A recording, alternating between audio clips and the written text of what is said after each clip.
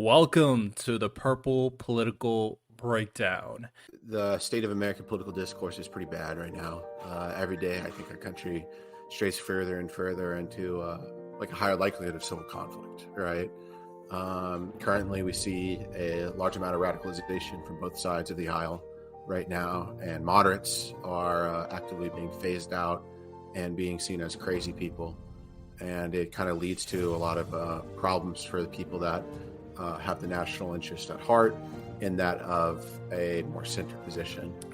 You can go in a lot of different routes, whether you want to find a holistic identity to kind of frame your values from, like the church, or you want to frame your values from being politically involved in your community to kind of see what is going on and how I can help. Or, like I said, you have at the very least conversations with different types of people to really learn, okay, what are you about? You don't have to kind of interview them, but conversing about topics that you may even not feel comfortable about, I believe is extremely valuable. Are you enjoying today's podcast episode? I really hope you do. And I really hope you enjoy the fact that I have an amazing guest talking with me and having this great discussion. If you, as an individual, personally have your own podcast and maybe you want to have great guests on your podcast as well, I got a deal for you. In my description, there is a link to something called Podmatch. Make sure to join that link through my affiliate link so you can sign up to get matched up with other podcast hosts and podcast guests, so you make sure you are never missing an episode without a productive guest to have an amazing conversation with. Podmatch is similar to any other kind of matching site for the most part, and it's super easy to use. Just $6 a month, and you can have a guest for each and every podcast episode that is tailored to your specific topic. So again, join the link in my description and join Podmatch now. Do you want a great website like this? This is my podcast website where I direct the audience to come to watch the content, listen to the content, read the blogs, and much more. If you want to have your own customizable podcast website, then join my affiliate link in my description to sign up for something called Podpage, and they can help you customize an easy podcast website for your personal podcast. Sign up to get a discount now. Again, use the link in my description to join Podpage now. Welcome back to the episode. We are back at it again. I did say that we plan to do Mondays and Thursdays. In due time, it will eventually happen once we get everything squared away. But another thing I said is that I'm going to bring in co-hosts. And you already met Jonathan, of course. We had a great episode last week, or this week, depending on when you're listening to it. And I have another co-host who has also an interesting perspective from whatever aisle that he wants to explain himself from, and that is Paul. So, Paul, introduce yourself, my guy. Hi, my name is Paul. I'm a private investigator that works in the state of Florida. I guess, like, what you want me to give me, like, the life story?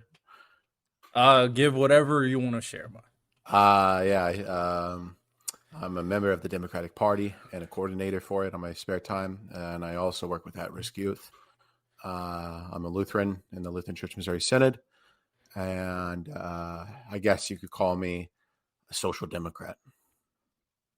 All right, excellent.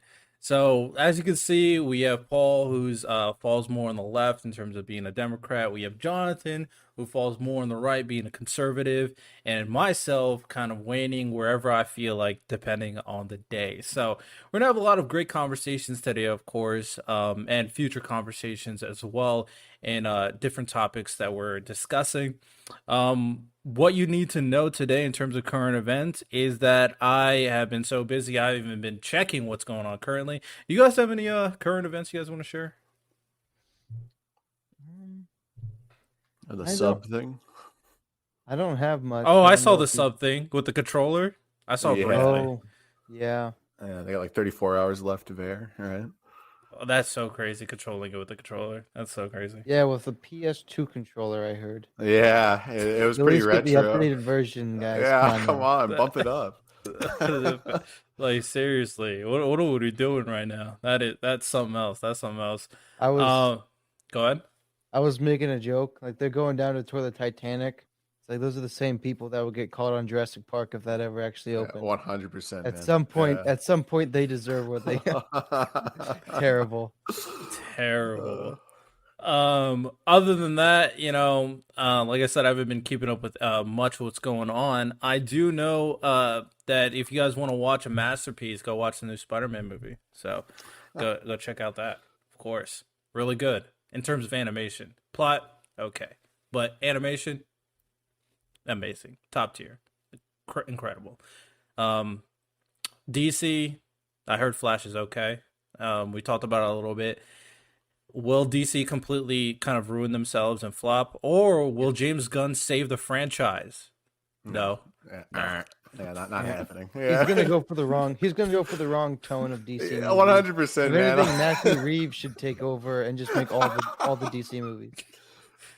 Oh man, he's missing already with the Henry Cavill stuff. That's already a bad start. Oh, It's a terrible. nightmare. Yeah, wake me up. Come on. Jesus, man, I feel so bad. This guy cares so much about his roles, and he just like they keep on screwing him over. I don't understand. That's so I was tough. excited what they were gonna do with Martian Manhunter. I was really looking forward to that, but it's all gone now. All gone. Yeah, that's so tough. I guess we're gonna have to keep up with Marvel. Marvel's kind of at least they kind of said to themselves, "Hey, we're doing too much, and this stuff is kind of trash. So let's take a step back." So I'll give credit to Marvel for that. Hopefully, they kind of figure everything out with the what's his name, Jonathan Ramos. Apparently, he has allegations on him. That's kind of tough. Really? What happened? Apparently, a girl alleged certain things about him. The actor for Huh. Kang. I heard about that. I heard And about it'll be so tough if he got proved guilty and the main villain of your second part of your like phase or fifth part, whatever, is gone and you have to recast. That would be I mean, hey, crazy. Ezra Miller did some sketchy stuff, I guess. And still, Very Yeah. true. so Very true. I don't know. I guess if you're holding up a franchise, maybe they let you go. Yeah, for real. A lot like Yeah. some politicians as well, you know. Exactly. Well, with that said, Marvel's owned by Disney, so we'll see. We'll see how it goes. But all right, let's go into the conversation topic at hand. Today, I want to talk about the current state of kind of political discourse, whether it's political topic, social or cultural. At the end of the day, I think it's very important, or I think this is a good starting episode to really establish all of our mindsets in regards to this discourse, especially in America. We can talk global as well in a second. But, we all come from different sections of the aisle, so I want to get everybody's thoughts. What do you guys think about the current state of political discourse, more specifically the people and how they interact with politics? We can go to different levels, but I'm just kind of curious to hear your general thoughts. You can go ahead, Jonathan, if you want to go first. Sure. So I think one of the biggest issues, and I think almost everything comes back to this, and I think our founding fathers touched on this to some extent as well, is people don't know why they believe what they believe anymore. And so I think it's a quote attributed to Winston Churchill. If you're not a liberal when you're young, you're heartless. If you're not a conservative when you're old, you're foolish. And I don't necessarily agree with that because I'm young and I'm not on the liberal side. And I know older people in my family who are dyed-in-the-wool Democrats. I think what it comes down to is especially for young people, we find something that hits our fancy and we just kind of go with it, and we don't take time to think through why we necessarily believe in that. So when it's questioned by anybody, even in a sincere manner, when someone's asking, why do you think this? Why do you vote this way? Why do you believe that? And we haven't had the time because I would argue we don't even have the cognitive function to think through things in a long-term process anymore, because of social media and whatever. That's a whole other topic. But what it comes down to is people don't know why they believe what they believe. So when it's challenged, even in good intention, even for the purposes of, say, sitting down to have a podcast with someone from the opposite perspective, if you don't know why you believe something, you just won't have that topic. You won't have that conversation, and we get what we see now in the media of both sides of the political aisle just calling each other names. Essentially, it's like a schoolyard fight. I think the state of American political discourse is pretty bad right now. Every day, I think our country strays further and further into like a higher likelihood of civil conflict. Right. Currently, we see a large amount of radicalization from both sides of the aisle right now, and moderates are actively being phased out and being seen as crazy people. And it kind of leads to a lot of problems for the people that have the national interest at heart in that of a more center position. I kind of have to agree with Jonathan in a way. I do think that this kind of like old American Geist is somewhat gone, right? One of the biggest issues at hand currently is that the death of the American community is something that follows us around every single day, right? Mm, People cannot care for an environment for which they don't live in, right? And one that they barely interact with, one that they barely take part in, one where they actively go to work every day and they show up home and go immediately to sleep. They can't engage anymore. They don't have institutions, either be a church, a lodge, or anything in between, right? The mhm, social center of America has kind of fallen out. And as a result, we kind of start to see this rise in seeking for like more answers to the current issues. And the problem is that the status quo that is like presided seemingly has kind of unconvinced people, and they're starting to step towards this more radical path. So, like, on my side of the aisle, we have a big issue with communists, right? We have this big issue with these people that either could be fifth columns in and of themselves, or they could be people that are, just, I guess, more radical liberals, or democratic socialists, as you would call them. And then I'm sure even Jonathan can agree here on his line of the aisle. They have this like issue with these like fascists slash like white nationalists, right? And then you have like towards the center, like your Trumper-esque types, which are not necessarily super radical, but I digress, right? The general problem is that people have not cared for this country for the longest time, and now because they're so suited in their individual interest through this isolation, they have started pursuing things that might give them more of a sense of meaning and more of a sense of engagement. And that's where these radical actors kind of can step forward and say, I can provide this to you. We see this every single day with a lot of these college kids that go to university. And we see it every single day with some of these older people that might find themselves on a Facebook page or something like that and get lured in. So that's my. mm. I totally agree with that, especially the because I'm in college right now and I'm at a pretty liberal college, Mhm. and I don't know necessarily where you fall. You seem to suggest, Paul, that the communists were kind of the fringer end, but I know dozens and dozens of my peers at college who would identify themselves as communists, and they don't seem to know their Solzhenitsyn very well about what happens when um you get, I mean, this is something very common and that happened in the Soviet Union. They would portray people who go to church as foolishness, and they made Yeah. their party their church. And I think that's one of the problems. My Bible has a quote in the book of Ecclesiastes that says, "God has put eternity in the hearts of man." And I don't want to get explicitly religious with anybody here, but the point is there's something in the midst of every person that wants to find an identity, that wants to belong somewhere. I happen to believe personally that that is at church, but other people will take that and instead put it in a political party. And there's something inherently, quote unquote, unreasonable about faith because it's something that is the evidence of things unknown, essentially. You can't Sure. know faith, otherwise, it's not faith. And so people are replacing church and that the faith that belongs at church in its natural right place, and they're replacing it with political parties. And that's why they can't explain the way that they feel about certain things, and which is why when it's challenged, they become very violent and very overly aggressive, one might say, not necessarily violent.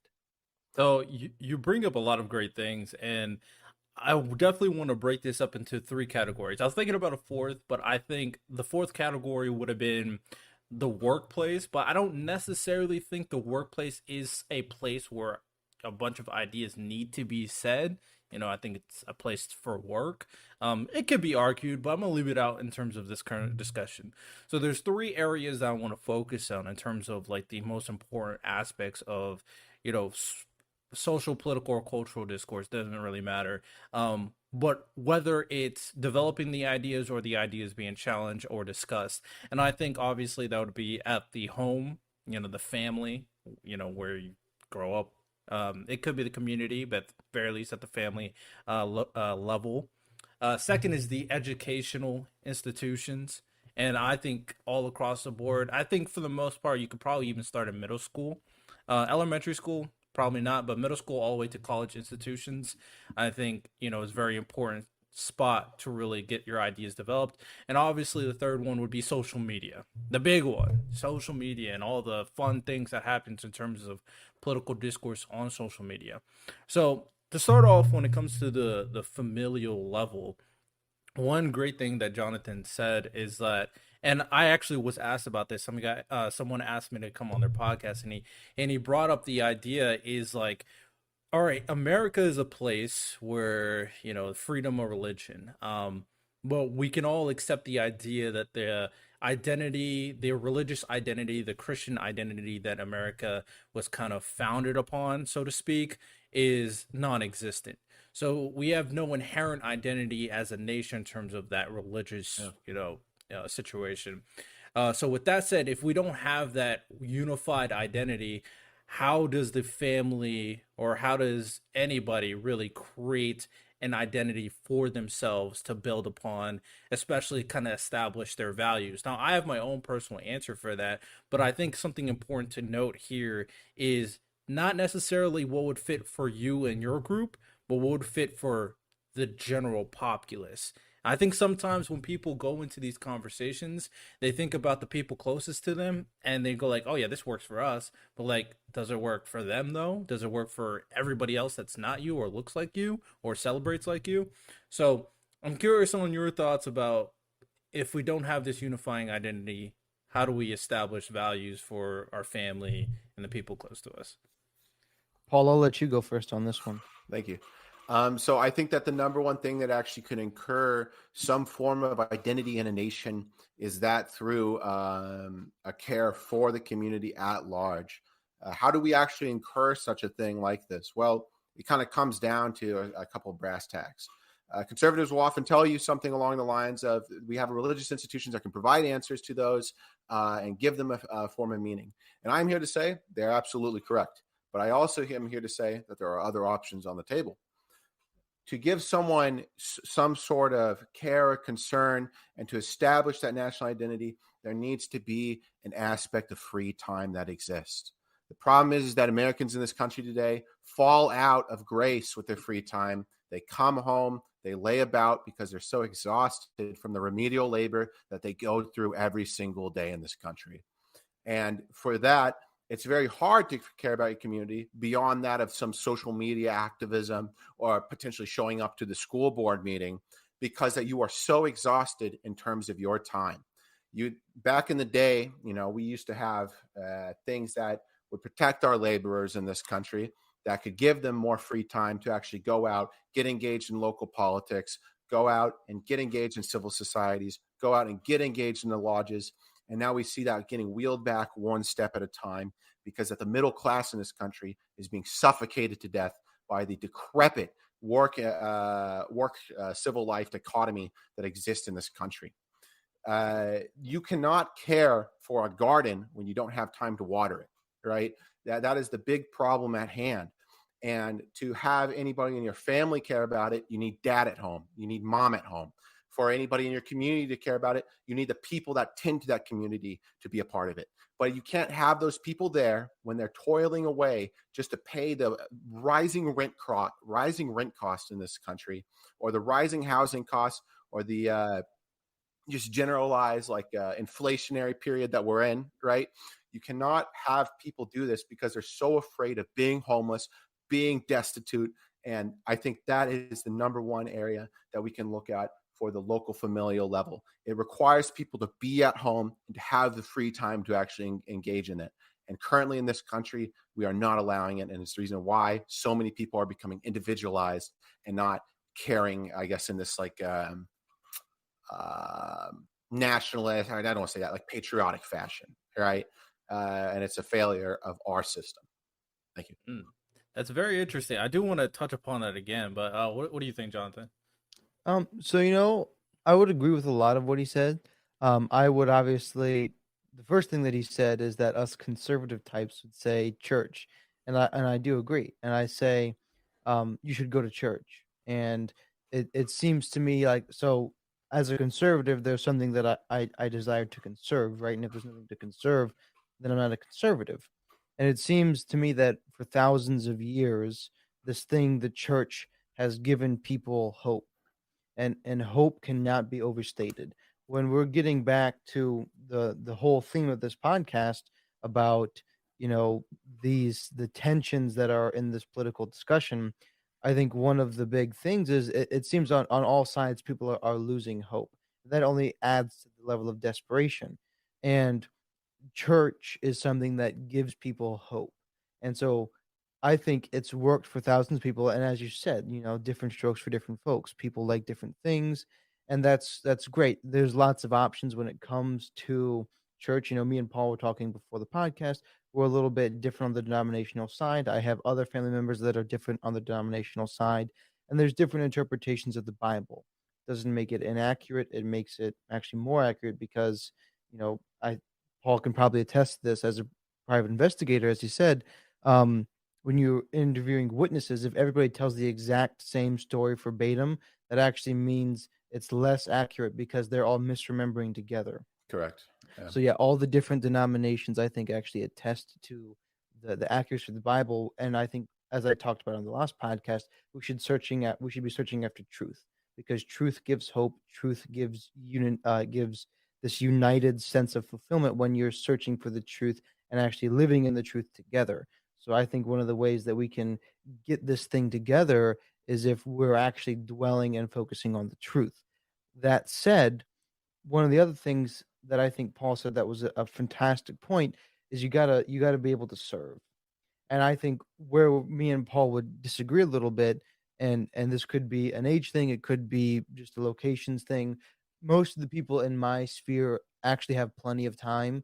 What they do is they waste it on things like social media. Like I know, so for my age group, around the 20s, the average teenager, and now it's actually a couple years hence, and it's getting worse. We spend about 4 to 7 hours a day on our cell phones.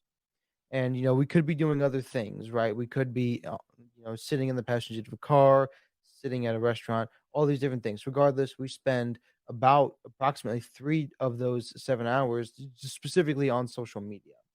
And you could be finding other ways to be giving back to community.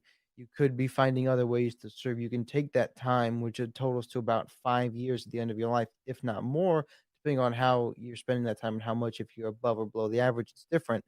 But we spend years of our lives looking at our phones. That doesn't even count like TV, if you watch TV on the side of that as well. And there is something to be said, I think, for the fact that we have to work more now. I mean, we used to see people being able to live off of one person's income. Now, for a family, it almost totally requires two incomes. I think regardless of that, people find time to get on their phone. They can find time to serve the community. We're supposed to serve first. When you serve, you find meaning because you're actually taking the focus off of you, which is actually a good thing in a lot of ways. Can I say something really quick? Well, before you say something, Yeah. because I had a question for you, and what John said actually ties into the question at hand, right? So you said something very interesting in referencing time, and you talked extensively in referencing, people having not having enough time to kind of serve their community, to go to their local communities to talk or advocate for any type of political action or political, law or whatever. One thing that I said personally, and I kind of agree with Jonathan here, is that I said it is you could argue that it is potentially damaging all the free time people are having. Now, the distinction that is being made here, which I thought your thing, what you said was so interesting, is that there's a distinction between the youth having an extraordinary amount of time actually after school or whatever, or not, especially if they're not participating in some sports or clubs, and just have either their social media or video games or their own thoughts. And I think something that you could argue could be very damaging is when they have these thoughts and they have no one to challenge these thoughts, and it can go in a potential dangerous road or dangerous type of mindset. But the distinction that you made here is that those people who are obviously not the youth, the working class, the older individuals, don't have that same amount of time, it was just very true. Those people are spending all their time working. Those people are spending all their time doing whatever it needs to for their family or to kind of prosper. And there's different levels. If you're poor, you want to make sure they're even eating or drinking water. If you're middle class, you want to make sure they keep up that middle class standard. If you're rich, you want to make sure they keep up that rich class standard. It's all relative. You could argue they shouldn't think that way, but it is relative, right? So my question here is that in the I talk so much that I almost forgot my question. Hold up. In the situation where, okay, I remember. In the situation where these people have all their time taken away, especially when you compare it to like other communities, is it better or worse the fact that they are kind of have all their time taken away and kind of fed an identity to believe in? America doesn't have that, but you may argue another country where they have a like solid identity. You may bring up some European country maybe, or Scandinavian country. They work all day, but they have a solid identity to go to. Is that better than our situation where we don't have a solid identity, where you're just as busy, or if you're not as busy, still not having that solid identity and just question everything to the point of insanity? What do you think about that? It's the crop for us to harvest, right? It's for us to grow ourselves. It's for us to create ourselves and to determine for what we want it to be, right? The biggest problem, colonial countries, for example, they run into these risks of where you have these norms established by that of like a powerful status quo, and then when actively challenged, that system fails to justify itself to its people and can result in a form of state decline. Right. One of the biggest things I learned in school was the lesson of newer nations, in which the countries like Egypt of like Nasser, or Libya underneath Gaddafi, all had the same type of things with them, right? Which is they had these presuppositions within their state that they created through the political elite that existed there. And that alone caused so many problems for them, and it could not speak in an area of ideas of many different peoples that existed in that country. For us in our country, it was built by the people that came to this country. It was built by the founding fathers, and it was built by every single contributing member of society today. The reason why it's going all down the shitter is simply because that, like I said earlier, people are not having the ability to actually engage anymore. And one of the things I wanted to say earlier, right? It definitely is, I think, an age thing, Jonathan. You and I probably both know this. I assume you're like into history as well. Young people don't get into politics, and when they do, it's only radical groups and stuff like that, right? You have the yippies from the 70s, and they're just fucking bums, right? Pardon the French. But like the reality is that the people that build this country day in and day out are 30 to 50-year-olds and actively contribute to it, right? You have your voting base and the elderly, of course, but it's people like us that actually get the job done, right? And it's just so hard to actually do it, let alone even have a family anymore, right? It's hard to actually have like a kid to come home to because you can't even fucking afford him, right? It's like as if like we're not incentivizing it anymore or something, because that we let these companies just like straddle our lives like we're the fucking horse, right? So it's just very frustrating every single day to see people that I know, get paid little under $40,000 a year, right? Because they didn't have the opportunity to go to school, and they barely can support their kid. They turn to alcohol, they turn to drugs, they turn to a wide variety of other areas, and they just become absolute monsters because of that inability of our government and that inability of our society to regulate these larger companies, or rather even just like generalized companies, to actually regulate the pay and the labor that these people have to work, right? Back in the day, if I had talked to someone like my grandpa, for example, he would have a pension when he retired. He would have significantly more vacation days. He would have like more days off within his schedule, and he would even have more PTO. Right, that is something of the past now. Right, and there's no labor regulation that's come into power in this country to actually counteract that. Hmm. That's all I want to say. Thank you. Yeah, I mean, no problem. The interesting part about this that both Paul and Jonathan indicated for the family values is one important thing is really, spending your time, spending your labor in impacting the community, gaining perspective on what is actually going on, having that time to do so. And I've made the argument before that in order for you to establish proper values in the first place, is you need that type of experience, you need that type of perspective, you need to be involved and experience enough things for you to have a wide encompassing mindset, in my personal opinion. And what Jonathan indicated from my understanding is obviously a lot of values can be found from the church. A lot of values can be found from finding the truth that you're referencing. So to kind of play devil's advocate, well, first for you, Jonathan, for the people who are atheists who really don't want to believe in religion, whether or not it's something personal or they just really don't want to waste time in religious activities, how do they establish their values in comparison? So I would say, as our Lord said, serve first, right? And he specifically says, serve first the kingdom of God, for all blessings and righteousness we find unto you. But that is one of these things that can, I think, be generally applied, similar to what Paul was saying, is finding that time to serving your community. Um, that's how you derive these values. You have to serve other people. And when you serve other people, it's kind of almost a selfish act to serve other people.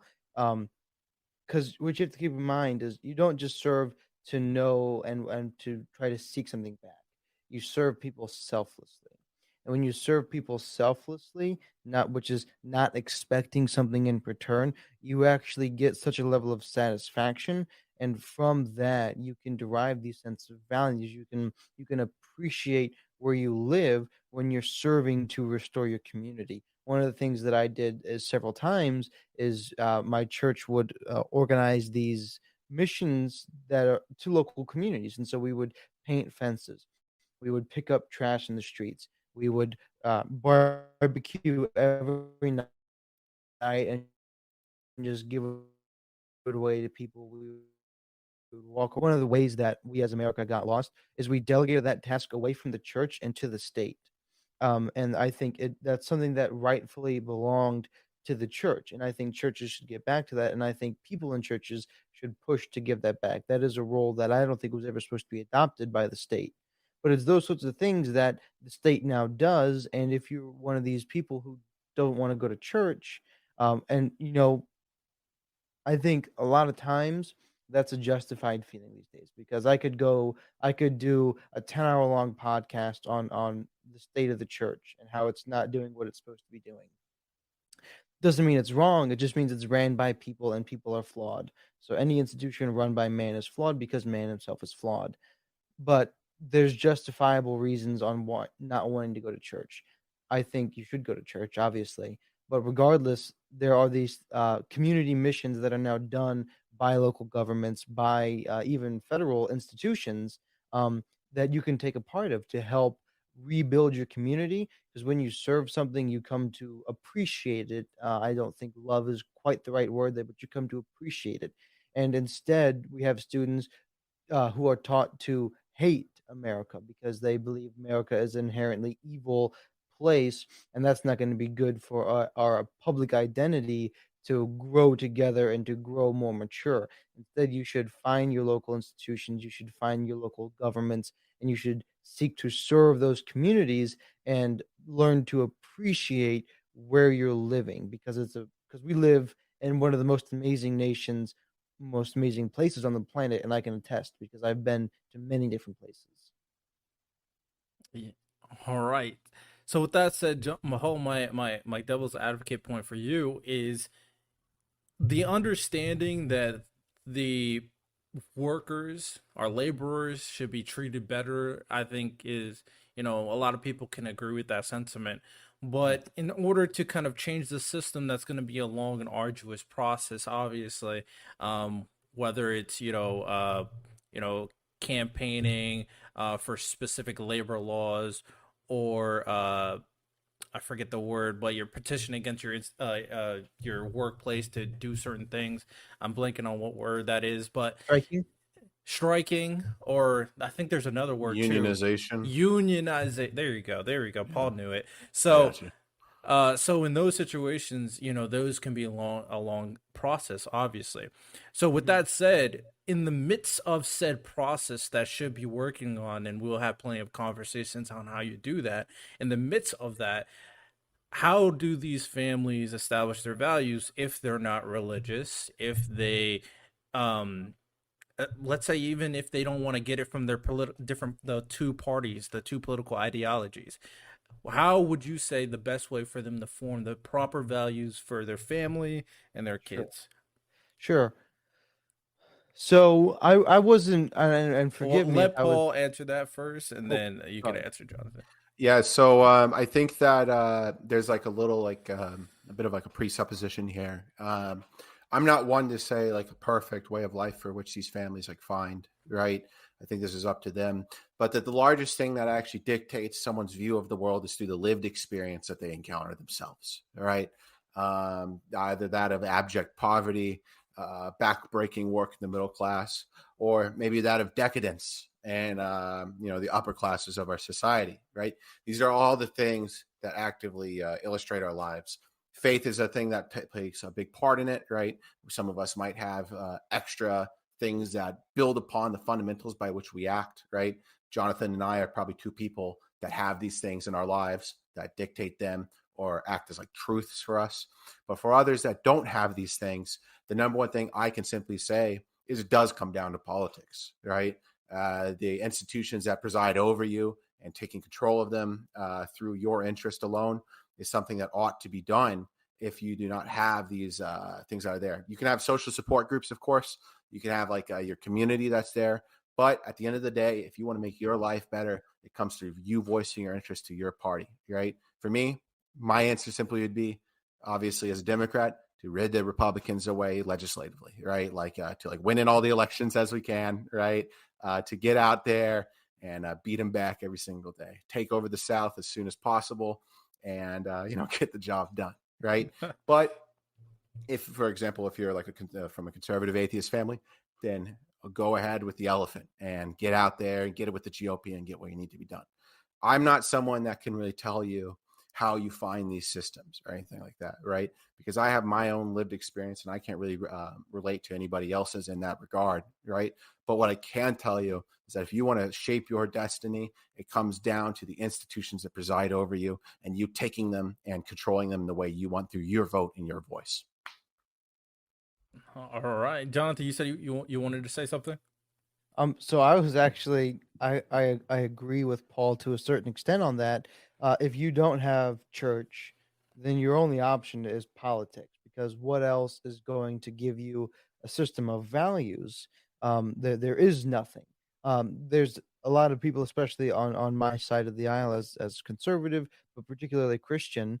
And I don't want to continue to bring it back to this because this is a primarily political show, but I think to some extent you can't separate these two issues of religion and politics because they're so systematically similar that they're bound to lap over.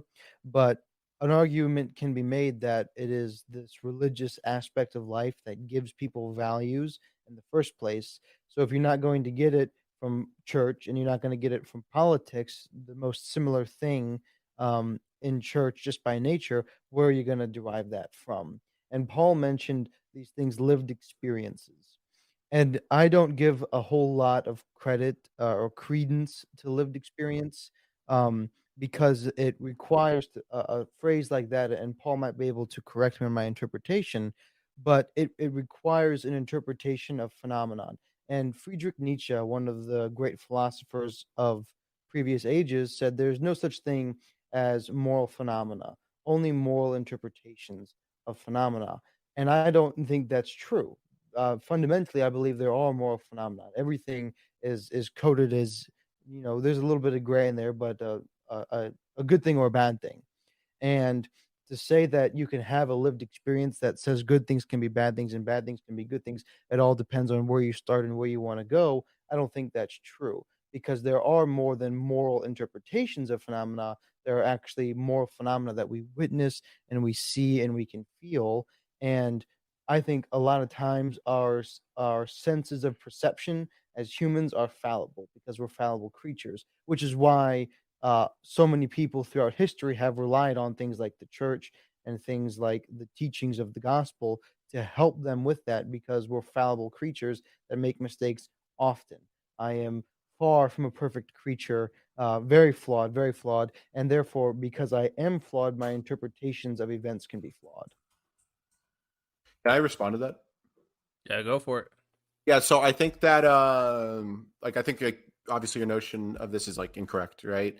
I believe like concretely that the way we interpret things throughout the world, right? If you do not have like a faith-based value set behind you, right, where we like believe all this is like through God's creation and existence, is something that then we just do through discovery, either through the sciences, through our like the philosophies in which we try to explain the world itself, right? And I think that whether or not you believe it's right, what it is it's something that exists amongst people that actually are there, right? I'm speaking in the literal term of how people actually find the world for themselves and how they shape their ideologies or their value sets, right? For example, if you're like beat and poor, you're probably going to have more of a likelihood to have a negative disposition towards the police, right? If you live in like an urban environment or something like that. If you're someone that grows up in like a suburban community that has active community engagement like mine, you believe that that's something that's really great to have. But if you live in like some more urban environment where that might not be necessarily the case and everyone's bustling to work every single day, then it might not be a number one concern. So that's what I meant by that, right? Like if there's like any confusion on that, that's why I'm calling it incorrect. Sure. But so my point, I'm sorry, Riddell, I don't want to derail your podcast here. I mean, I called y'all co-hosts, so you're not really derailing anything, so go for Okay. it. So, I totally understand where you're coming from, but this is my thing, right? So you brought up specifically police, right? And if you're poor and broke in an urban city, you might perceive police as a bad thing. Is that correct? Yeah, correct. Yeah, Yeah. you're like more And then if likely you're to. in a suburban area, you might perceive the police as a good thing. Correct. But police are either good things or bad things, right? There's bad police in good areas and there's good police in bad areas, right? But as a whole, we have decided that we want this thing called police to uphold the laws of our nations. And if you are in a poor and broke and crime-ridden area, you might perceive the police as bad, but that's because there's a bunch of crimes being committed, and you're possibly one of the people that is committing the Correct. crime. So of Yeah. course you're not going to like the police there. That doesn't mean that my lived experience as a poor, broke person is inherently correct because I am Sure. perceiving it. It could mean that I have a flawed perception Okay, of yeah. reality. I see where the issue is here, right? I'm not talking about things that are realities, or I'm not talking about things that are truths, right? I think that's like the fundamental misunderstanding here. I'm talking about by which people actually construct their own realities before them and how they perceive the world, right? Comes through a lived experience. Now, if someone was to tell me like their anecdote on life and how that's a proof, I would obviously just blow them away, right? Because Beautiful. yeah, there's no fucking reason to care about that. I can tell you, as a liberal who resides amongst my liberal colleagues, there's nothing that grinds my gears more than people that try to step in with their own personal stories and tell me about how that trumps the facts on the issue, right? These people are scum and they're, if anything, thugs, right? And they're not worth having around. So that's something you wanted to agree with me on. I 100% can, right? But the thing that should be mentioned is that for a lot of people that might not have faith or anything like that, they have to construct it themselves either through the researches of like philosophies or through like just the generalized live experience if they don't have the time to read the books or they don't want to read the books, right? These are things that they just like find out themselves, and these are the things that they construct for them and the ideologies that will follow suit, right? There are some poor people that become rich and they become conservative because they put in the hard work to do it, and they don't like the handouts because that they didn't need one themselves, right? But then there are poor people that got the handouts and then got up on top and they believe in those things to be true, right? That's all I'm talking Sure. about. Yeah. I by no means am I saying an anecdote is a truth, right? I want to make that very, very clear. Yeah. Okay. Yeah, that's a Beautiful. very important distinction. A lot of very interesting things were said over here, and one thing from my perspective, I definitely follow in line with the idea that experience and gaining these different perspectives are extremely valuable. Um, I do think that you could definitely gain a lot of identity and a lot of values from politics or from religion, of course. But I think for the most part, in order to truly kind of develop a system that is the most kind of efficient for yourself, you got to kind of gain a different gauge on how different values kind of incorporate with your own belief system. And my thing is, especially for people like you guys said, a lot of different types of people and their different situations and how they perceive different phenomenon, like you mentioned earlier, whether it's a guy who's poor who hates the police, or someone in the suburbs who loves the police, from said guy who may try to break into their house. And I think in order for a person to truly understand the scope on why someone, for example, likes the police, they will have to kind of enter those different spaces to kind of learn the different perspectives on what makes this good versus what makes this bad. So my personal belief is, in order to do that, you have to really, you don't, obviously you can't, okay, I want to be suburban now, I want to live in a suburban area to to figure out what it means to be have a suburban value. Obviously, that's not realistic. Sure, you could do your own research, read books, watch videos, listen to podcasts, but I think the important thing here is the interaction, the involvement, the conversations you have as an individual to another person that falls in a different line, different spectrum, or different way of life.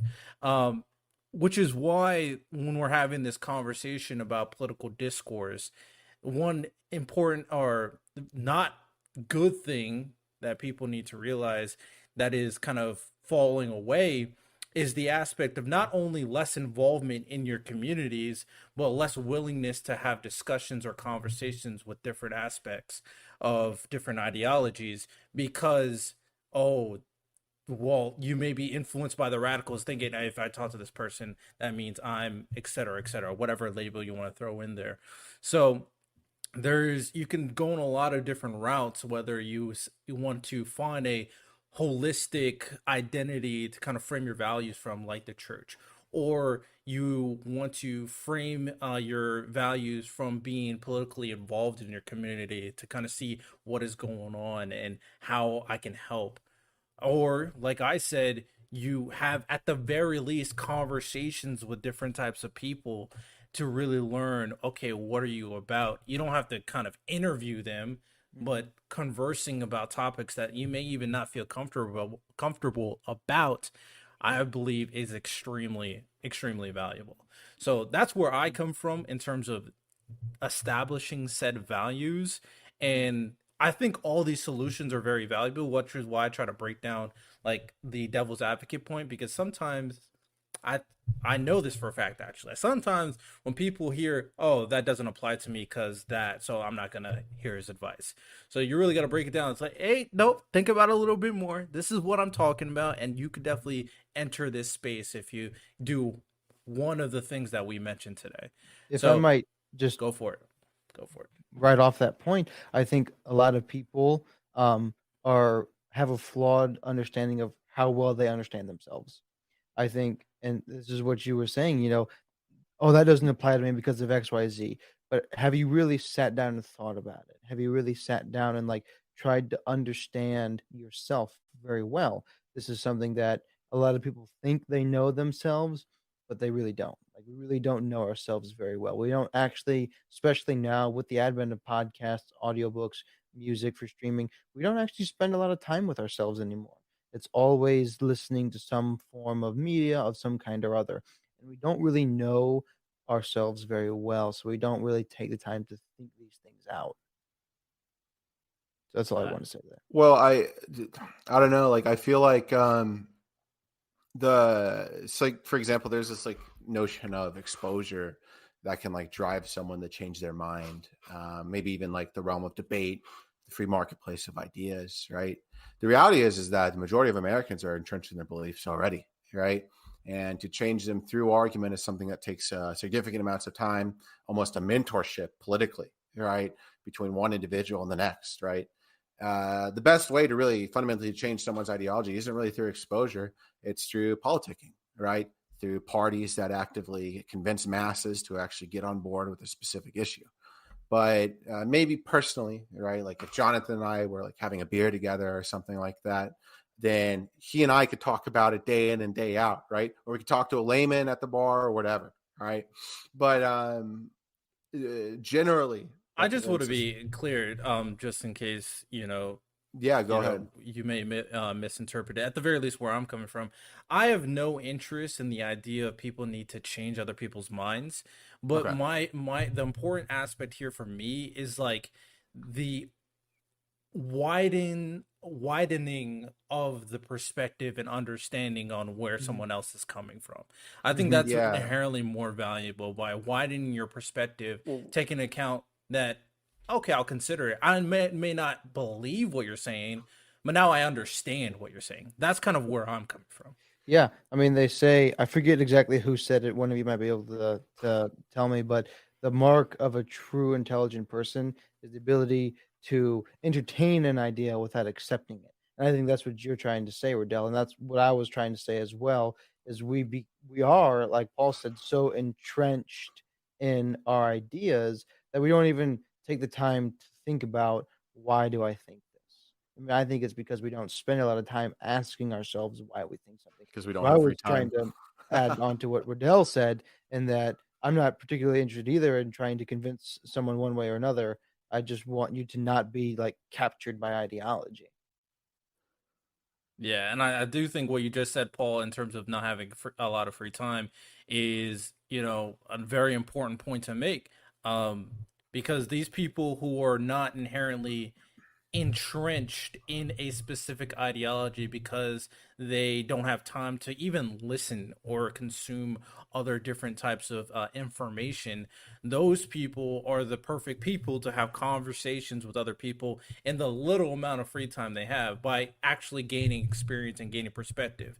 The other people who are entrenched because they have all this free time or because they're super endowed in terms of whether it's fit their faith or their culture or whatever it is, those people obviously probably won't change their mind, but I do think them getting more perspective uh is good too, especially to the people them at the very least informing other people that kind of fall in either that middle or that center right, center left. She's like, oh, this is where I'm coming from.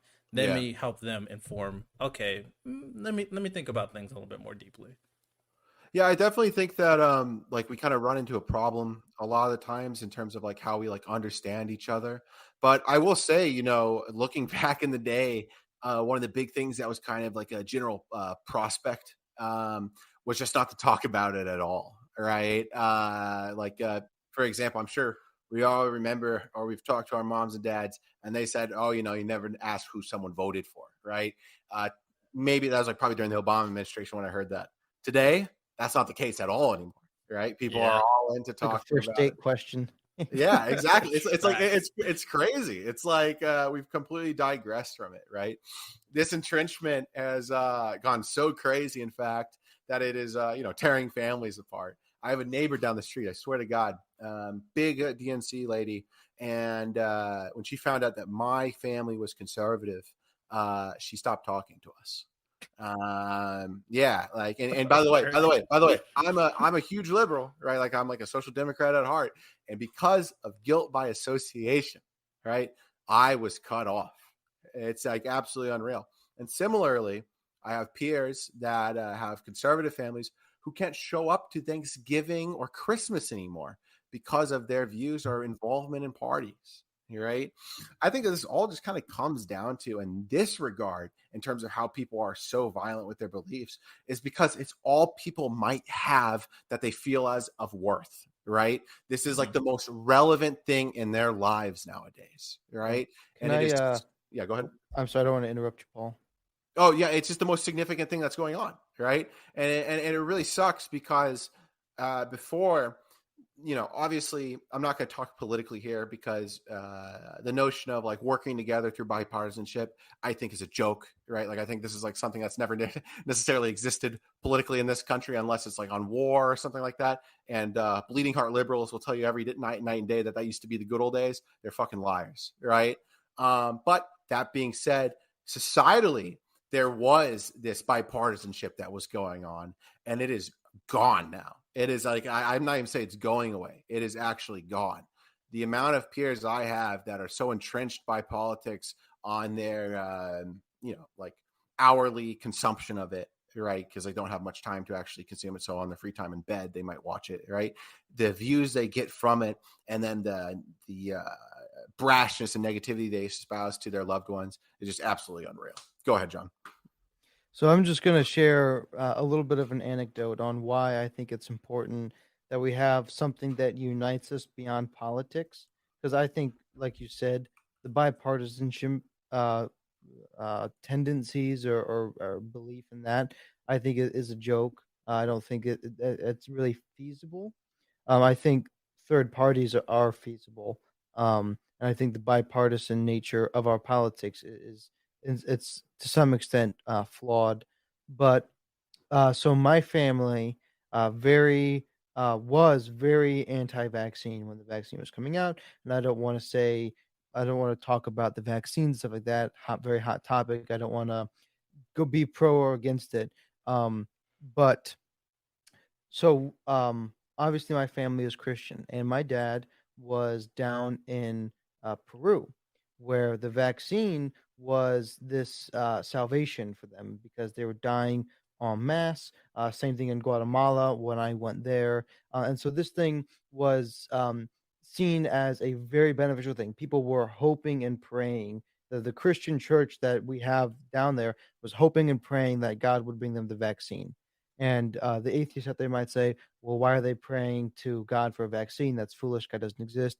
Not quite the point of the story. The point of the story is when my dad was talking to the pastor of that church about the vaccine and why he doesn't think you should get it, the pastor looked at him square in the face and said, yeah, but you're more of an American than you are a Christian. And that like shook my dad's like blew his mind because Yeah, I mean he bar grew right there. yeah, Cook 'em. right? Boom, roasted, fool.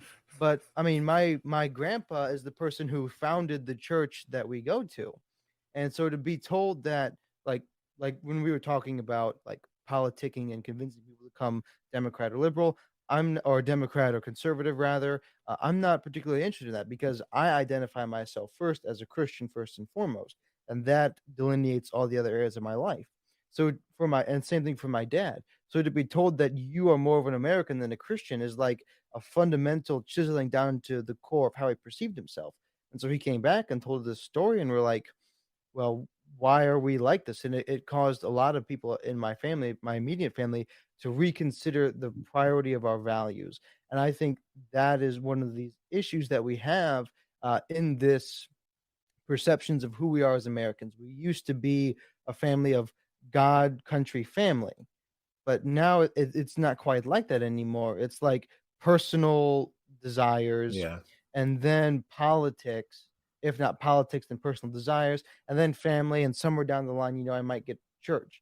And I'm not saying that church is where you have to necessarily be. I think it is myself, but we're not even out on the same ballpark of country first. We are whatever I am currently desiring at this present moment, that's what I desire first, and then the will of the party, and then the will of the people. And I think that's where we have a lot of this hostility. And the point of that story was we came back and we decided that, well, the reason I don't want this vaccine is because of XYZ, and that's not a very good reason.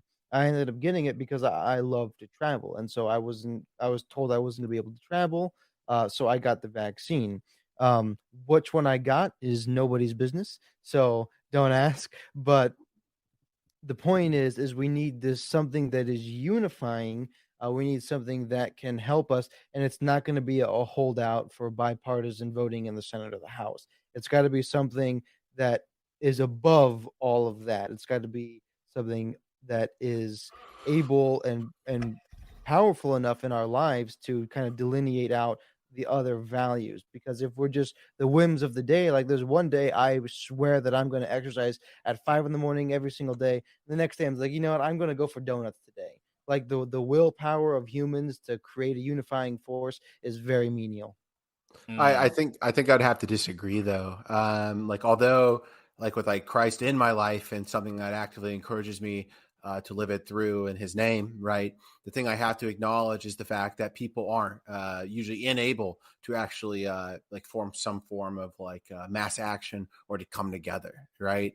I guess I'm like very what's the word for it? Black pilled on this, right? Like I'm very not confident at all when it comes to this type of notion. I genuinely believe that there needs to be some sort of political or leadership infrastructure that needs to be set to kind of try to gauge what the interests are of the constituency and then execute it through leadership in the best way they see fit. I'll tell you, you know, as someone that's done organizing in the past, and like I did stuff with like during like the BLM days. Whenever you kind of look towards people to actually try to come together naturally, it always falls through. Yeah, that's why Uh, you need church in the first place. That's why sure, I'm like saying we need that unifying thing, not the ability of the people. So I want to say one thing. I want to pitch into that. Um, Although I'm not religious personally, so I can't inherently agree that we would need church. But I don't deny the value of church. I've always said I'm more of like agnostic. I said the value of church is definitely prevalent as for a lot of people. I think a lot of people benefit from it. I think people like me necessarily I don't need it personally. So with that said, I do think something to kind of create a similarity, in my opinion, that kind of falls in line with the notion that you're saying is I do think you could argue that certain people can benefit from a foremost identity or system that kind of branches to other parts of their identity later on. So whether or not that be American or whatever, if you have a foremost foundational system that kind of pushes you forward, so you're not kind of relying on, like you said, a feeling the next day, and that could be a lot of different things. If I had to say one for me, is like the one of the most important aspects of me is making sure that I'm living life to enjoy life. And there's a whole lot of kind of things in terms of the subjectivity of joy and all that stuff. I'm not going to go into that now right now, but I will say it, since I have this system, I kind of correspond a lot of things from it, right?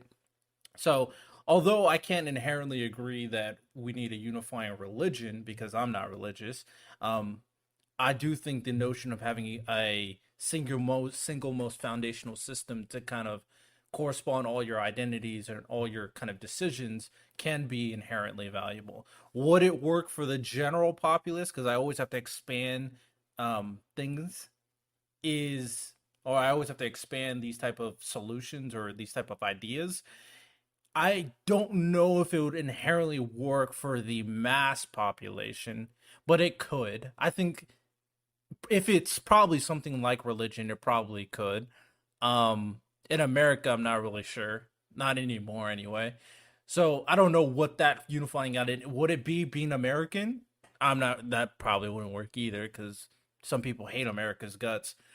So at that situation for America, I don't know if that, even though I agree with the premise, I don't even know if that would work for like America as a whole, personally, because of how divided we are with all these different things. So that's my take on it. Do you guys have anything else you want to say to this before we kind of move on to the next topic? I'm good personally. All right, sounds good. So the another aspect that I want to talk about in terms of discourse is, like I said, educational institutions, right? My personal opinion in regards to the value of these institutions is that they should. A big part of it should be the ability to question and get ideas challenged. I think a inherent purpose of being an educational institution is developing your mind, developing ideas, and obviously gaining knowledge and learning, right? So I think a forefront thing that a lot of these institutions should be doing more so is having these nuanced perspective and conversations to have all the ideas that they have in their minds challenged, especially when they're fed these different kind of like ideologies, whether it's from social media, whether it's from their family, whether it's from their parents, or whether it's from any institution. Now, I'm one thing I just want to establish real quick. I'm not saying that you have a system where people are adamantly challenging their way of life, but I'm saying you should be able to have these conversations. You could argue which levels these conversations should be had. I think college, obviously, high school, maybe, middle school. I think you could probably have these conversations in middle school, but to each their own. So I think that is could be inherently valuable, and not only kind of progressing different values, especially as an individual. If you constantly have these conversations, because as I said, I think nuanced perspective and conversations is valuable to establish values. I think if you do that at a younger age, that can also be very valuable. So that is my kind of thing in regards to education institution. Moving forward, I think that should be implemented. So, what do you guys think about that? Go ahead, Paul. You got it, John. Okay. So Look at the liberal and conservative being polite to each other. That's crazy. Yeah, I know, right? Unheard of. Um, so I think I'll defer to what John Adams said, one of our founding fathers, when it comes to education. In a letter to the Abbe de Mablé, he wrote, who was going to write a history of the American Revolution. One of the things that John Adams said is you can't write a history of American Revolution because you're not an American, you don't understand what we did. But if you're going to anyways, you have to consider these couple of things. And one of the things he pointed out that was very important is the education system, which is supposed to be a local government institution and is to teach arithmetic, English, history, and I believe it was four things. It was history, English, arithmetic, and maybe it was Latin. I don't quite remember. But the three primary things is arithmetic or mathematics, history, and English, proficiency in English. And I think those three things also correspond very well with a cultivation of logical reason. If you can logically think through arithmetic, you can write your thoughts down and good articulation, and you can read and appreciate and learn history, then you're pretty much set. And somewhere along the lines, we kind of lost that and we focused, I think, too much on one thing. The STEM fields are beautiful, amazing. We need our STEM people. But for some reason, those became like the highest thing you can attain to and achieve is the STEM fields. And a lot of people aren't very good at them. And so, at least in my life, when I was growing up in the school system, I was not really much of a math person. I've always fell more towards history and poetry. I love to write poetry. I love to read and write.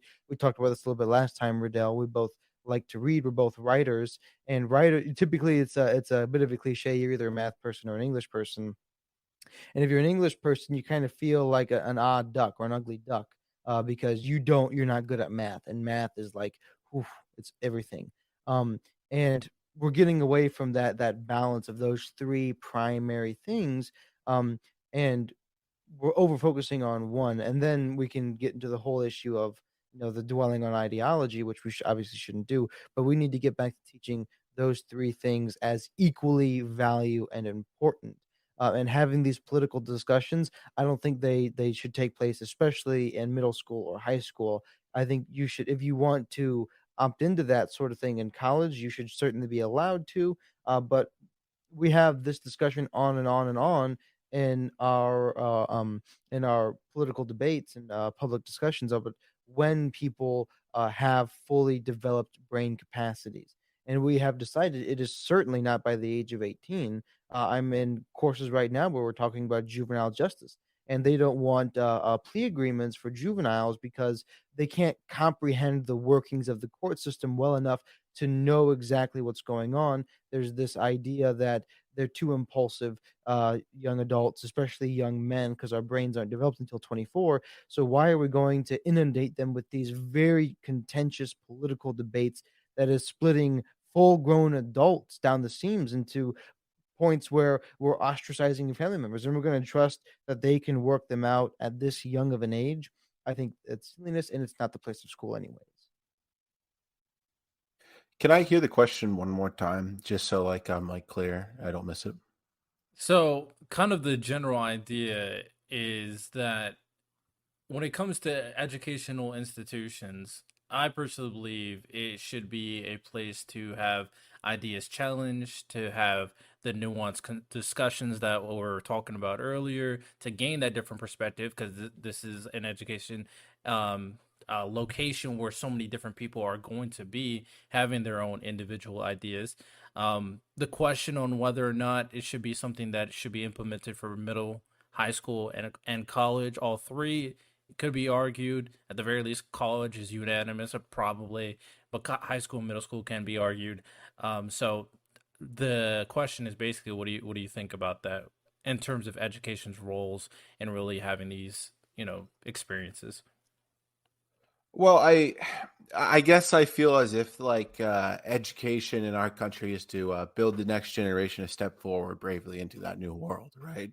To be part of the political or social or genuine infrastructure of this country, right? But the ideas that they embrace themselves are something that they should find themselves and come to their own conclusions on, right? To for the notion of like facilitating debate in class, I think that you can get into an elective of some sort. But I think that that current system that we have right now is pretty good in this regard. I don't really believe that the classroom is a place for this type of thing to be happening. All right. For like a couple of reasons. Like number one, I think that our teachers are already stretched thin when it comes to their genuine resources that they have to actually teach the general subject matter at home, or sorry, at school. Two, I think that with the current political divisions, a lot of these kids and their families could probably break out in more violence or neglect towards one another. And then three, I think that the biggest issue that could come from this, if it was something that was like facilitated into generalized curriculum, is that it could actually create even more backlash politically on school boards, right? Let's say, for example, you have like a liberal conglomerate of students at a school, right? And they're talking about something like trans rights or something, right? That is like despised amongst a conservative group at the school, probably like a majority in this case. There's a notion, like at least here in the state of Florida, or not even a notion, like a reality that can happen where like these schools can actually like see civil suits like filed against them for teaching about certain objects like this, right? It's like on the legislator right now to like get pushed through, and these are things I just don't think can be facilitated currently. Now, if this is something I want to look forward to in the future, right? If we are a more united society, then yeah, I think so, right? But currently, I think with the deep-rooted division in this country, it's not much help. I think that the colleges are the place to do it, and I'm sure Jonathan can agree with me because he's going through school right now. Colleges are not the place to debate right now, right? If anything, they're kind of a place of consensus, right? And it kind of sucks, right? Like I'll tell They're you, supposed to be the place to yeah, debate. like the just to like give an anecdote here, one of the things that like will always live with me was we were having a conversation about like defunding the police and stuff like that. This is like in my senior year of school, and the the big thing that I kind of came away with, right, is like I tried to like explain to people that the laymen and like elderly and the general voters in a lot of these communities that suffer the police brutality that's being talked about, they still have a generalized pro police sympathy, or at least pro police presence, right? And I mean, I was almost gawked out of the classroom. Uh, the thing that kind of turned me away from, I guess, a lot of this far left wing stuff was these moments, and it kind of compelled me to kind of just like politically destroy these people and make sure that they really can't see the light of discourse ever again. But it's something that was very prevalent. I had a Dutch sociology teacher who didn't know anything about geopolitics. Whenever we would try to actively talk about them, it was something that was called into question. But as soon as I started talking about something that was domestic, I would be sent emails. I was referred to the dean. I even considered going into a class action lawsuit, right, because of the things that were forced against me. But that being said, if we can regulate stuff like that out of colleges, colleges should be the places for that discourse, right? They shouldn't be the places for consensus. But for middle school and high school, I say no currently. The division is too strong, and the role of parents in particular is something I'm deeply concerned about if we look at the political volatility and revolving around it. So yeah, that's all I have to say. So my thing in reference, I definitely agree in terms of the current state, just throwing it in there and hey, have this political debate. Not a good idea. Not a good idea. I agree to that for sure. I do think when it comes down to I'm gonna provide an anecdote for college and then reroute back to the middle school and high school thing to kind of elicit how I would go about it. I have an anecdote because I went to a liberal arts college. Right now, for me, for the most part, I was waving between Democrat, Republican, not really sure what I was. So for the most part, I probably could say that I was middle my entire life, or I was one of the other at some point in time. So with that said, I didn't really mind interacting with liberals, Democrats, conservative, Republicans. I didn't mind. I didn't care. If you were a cool person, then we'd probably hang out. So I had a friend at this liberal arts college. He was adamantly, very clearly a Republican, right? So he was a Republican, and this is during. I like that guy. Oh, he's an interesting fella. He supported Trump before a lot of the crazier things that happened as of recently. I don't know if he still supports Trump, but I know he supported Trump back then in college. So he supported Trump, avid Republican. He was absolutely despised by so many people at our liberal arts college for obvious reason. It's full of liberals. Full of liberals. They thought he was racist, even though I'm black and he was friends with me. They thought he was sexist. He thought he was a whole bunch of things. Probably one of the nicest guys I met. He's from Minnesota. Like, dude's super nice. But immediately putting that kind of identity, this negative connotation in front of him, they weren't willing to kind of even converse with him. Now, for me, because I didn't really fall in line with, I didn't consider myself Republican necessarily. I can have all these conversations with all these different people, but for him, nobody would really want to talk to him. So that completely falls in line with what Paul's saying in terms of the toxicity of consensus going on in these college institutions, especially when they identify themselves as something like a liberal arts institution, or I'm sure you could find an institution that sways heavy red. So that is a problem. 100% agree.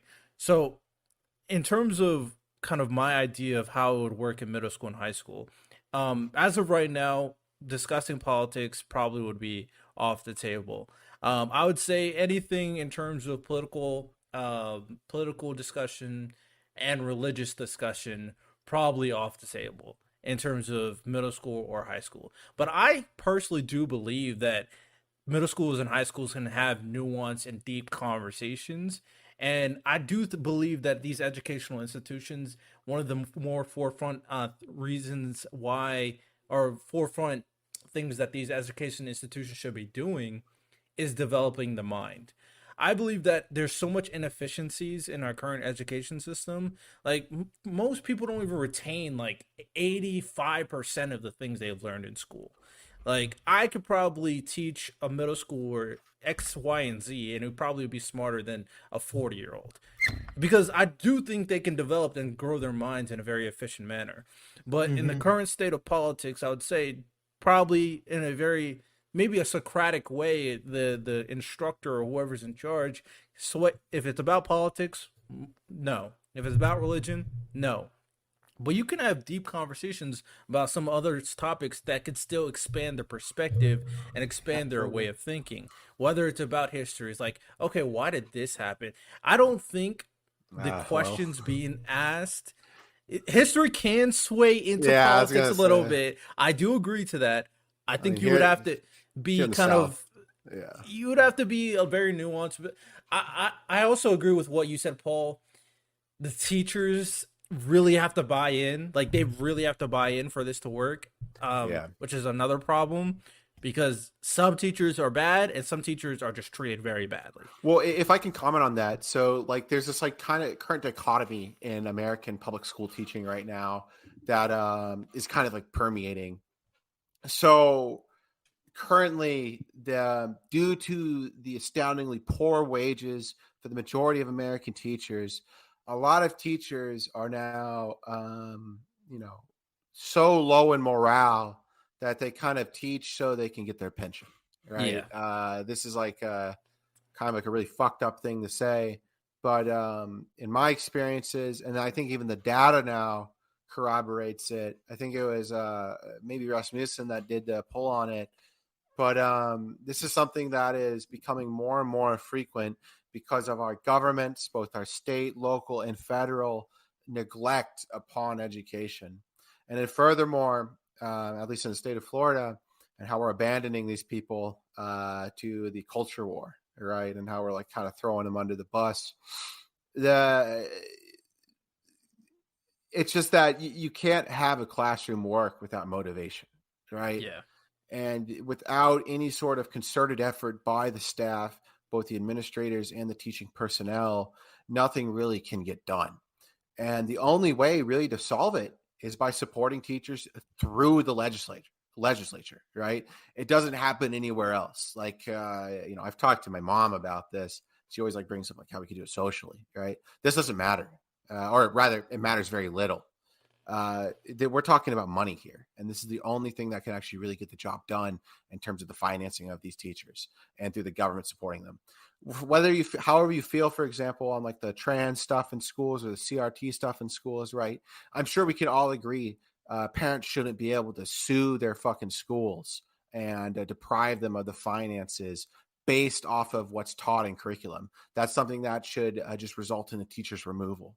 But in the state of Florida, what we have going on right now is like, for example, if you had some nut job teacher come in and start talking about like CRT or like sex in front of like younger kids and stuff like that, a parent can go before the school and have them sued, and it's something that can actually the state will support, right? And this is just like absolutely adding fuel to the fire, right? It's the main reason why I'm against the bill in the first place, because that it is just further isolating our educational apparatus. So without state support, it's going to go nowhere. Hmm. Yeah, overall, I definitely think that the educational system and the lack of support, like you said, is a huge problem. I think the system was flawed in terms of how it kind of taught students and the fact that teachers are treated so poorly in terms of benefits, in terms of pay, in correspondence on how important their job is in influencing the youth moving forward and educating them in compare, or if you compare that to their what their job is versus what they're given, it's ridiculous. It's actually and the curriculums in so many of these institutions are so unfair to the teacher that it doesn't give them any room to really try to challenge these kids in terms of their mind. No, it's like get ready for tests. That's all it is right now. Get ready for this next test. So um, I definitely agree. The education system is very flawed. It would take a lot of local kind of advocacy to kind of fix a lot of these issues. Um, and so my next best kind of scenario is establishing, like you said before, an elective, something kind of extracurricular, something a group can establish to really say it's still a great place to meet different people. In terms of schools, that's probably the number one place Yeah. to meet different people. So having something there, something maybe funded by an organization to neutrally focused on conversation and thought could probably be the best case scenario. Would have to be the best case scenario. So, anything else you want to add, Jonathan, before we move to the final topic? Um, so I don't have a particularly strong opinion when it comes to like high school because I don't know much about it because I was homeschooled. So my perfect scenario was homeschool a bunch of people. Um, and I'm sure more liberal audiences will despise that statement. Am I incorrect, Paul? Yeah, definitely got to push Yeah, back on that one, John. correct. Yeah, as I figured. Um, And the reason is this. I fell in love with learning, right? And it's because I was able to go at my own pace. And when I was a little bit older, when I was a sophomore in high school, I went to a career tech school. And this career tech school, because of bylaws and whatnot, does not have the same curriculum nor requirements as a regular high school. So like we didn't even like have final exams or anything like that, because of the way this school was funded. So it didn't have the same rules and regulations, the same firm curricula, and the teachers had a lot more freedom. And because the teachers had a lot more freedom, but also because I was in this area that I wanted to be in, I wanted to study criminal justice, so I was passionate about it. And I was passionate about learning in general because of my amazing, amazing mother and my amazing father, who was a professor, and they taught me the beauty and the desire to learn. And I think in my one critique of education system, including college, is it doesn't do a good job supporting the value intrinsic in learning in education. Even my fellow peers in college, a lot of times Quizlet takes their tests. They do not take their tests. They don't sit in and pay attention to the lectures. They're watching sports. They're watching, playing video games. They're doing all these other things in the lecture because education itself is no longer seen as a virtue or a value. It is seen as simply a prerequisite to getting a job that you want to get. And so I don't think that the onus is on teachers. I understand the plight of teachers in America. About half my family is now teachers in middle school slash high school. I understand the plight, but I think one of the plights they have is, and it's an undervalued plight because we have this mentality of the consumer is always right, and the students are always right. I don't think that's true. I think the students are spoiled brats, and they don't want to be there because they're told they have to be there. They don't get to be there. Mm. I mean, I also think at the same time that the system put in place does not make it enjoyable at all. I would Yeah, say middle school, high school, um, the way it was formatted, the only enjoyable, even though I'm was good at learning, I would get A's and all that stuff, and sometimes I would enjoy it, but it really heavily depended on how enjoyable the teacher made it, exactly. and also and when I compare that to my college liberal arts school that I was just telling everybody about, their system was completely different. Like, probably not the same system as your tech school, but the fact that they went about education completely differently. They had something called one course at a time. So in that 1 to 2 months, you focus on one class. You go to one class Wow. either one day. You either go to the class once a day or twice a day, depending on what the class is. But most of it, once a day, you go to one class. You learn only that subject for that Hmm. 1 to 2 months, and then maybe they'll give a final, maybe they'll give a midterm. It depends on And the this was in class. college. Yeah, it was a liberal arts college, Awesome. and I think that was probably my favorite time in terms of being in education because the system put in place was so great. Now, it was a private school, so they could afford it because of their donors. Public education, I is a Yeah, lost I've cause, bro. I'm taken just 18 to it's 21 lost. credits every semester in college, so it's not like that at all. But that is similar to how the tech school was in some ways. Public school, lost cause, bro. Lost cause. Anything you want to add, Paul? I thought Yeah, I I don't knew. think it's a lost cause. It's the next bastion of humanity. Okay, like you're gonna see every single taxpayer dollar save every single child when they are enrolled in our school, where they attack the teachers. Like it's gonna be great. We're gonna fund every single one of them. No, but in all seriousness, though, so I want to say a couple things. I wrote down some stuff. Jonathan, I think that there is an idealization of education here, right? And I think it's actually kind of distant from the reality in which education has always existed, right?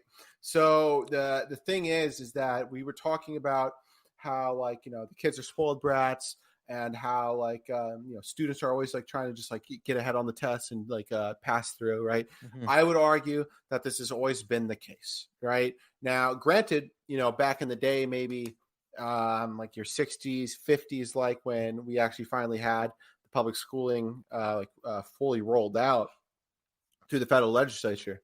Um, there was significantly more motivation on behalf of the teacher and on behalf of the administration and on behalf of the communities that were involved in them to have better outcomes happen, where there's more motivation to learn, right? But that being said, I sincerely believe, and I think there is like some sort of empirics to back this up, that this has been the case. Like, cheating has been something that has always existed, and even I would argue on the scale it is today, is still pretty similar. We obviously have the internet, which, like through Quizlet, is like something that is definitely bolstered the problem, right? But Now AI too. yeah, well, AI too. I mean, that's easy. That's more detectable, though, right? Like, but the big thing is like, I'm sure you can actually probably agree on this, Jonathan. In a lot of like criminology classes or in criminal justice classes, you have unmotivated professors that have the test answers literally on Quizlet, right? They do not regularly change their curriculum. They do not regularly get out there and get what needs to be done. And this is all because these people aren't just being paid enough, right? And furthermore, it's because these institutions aren't being paid enough to filter these people out when they are being paid enough, right? We have a big issue of funding and support for these institutions, right? Now, I want to say something, right? Like, with homeschooling, I I have to push back against it like all the way, right? Stop right there. Yes, this is a little mini ad. Don't skip. Don't skip. All I want to tell you right now is that at the end of the day, when it comes down to all the discussions I want to have, I want to be able to communicate with you, the audience. I want to be able to relay a message and receive a message from everyone and try to come up with these great solutions that I keep on talking about. So if you want to be part of the community, make sure you go to the website and sign up for not only the email list so you can get weekly emails from me for the podcast episode, informational sessions, all that great stuff, but also sign up to go on my Discord so you can be part of the discussions, debates on my live streams. So be sure to go to the website www.purplepoliticalbreakdown.com and go to the email list, sign up, and go to the Discord and join the server. Now back to the episode. I'm not someone that can fully trust having more and more children. I kind of like at the whims of like their parents in terms of their education. It works for some, right? And it gets burned by others, right? Social development can work for some and it can't work for others. I say this as someone that had negative social development. I was sent to a military school when I was a kid, right?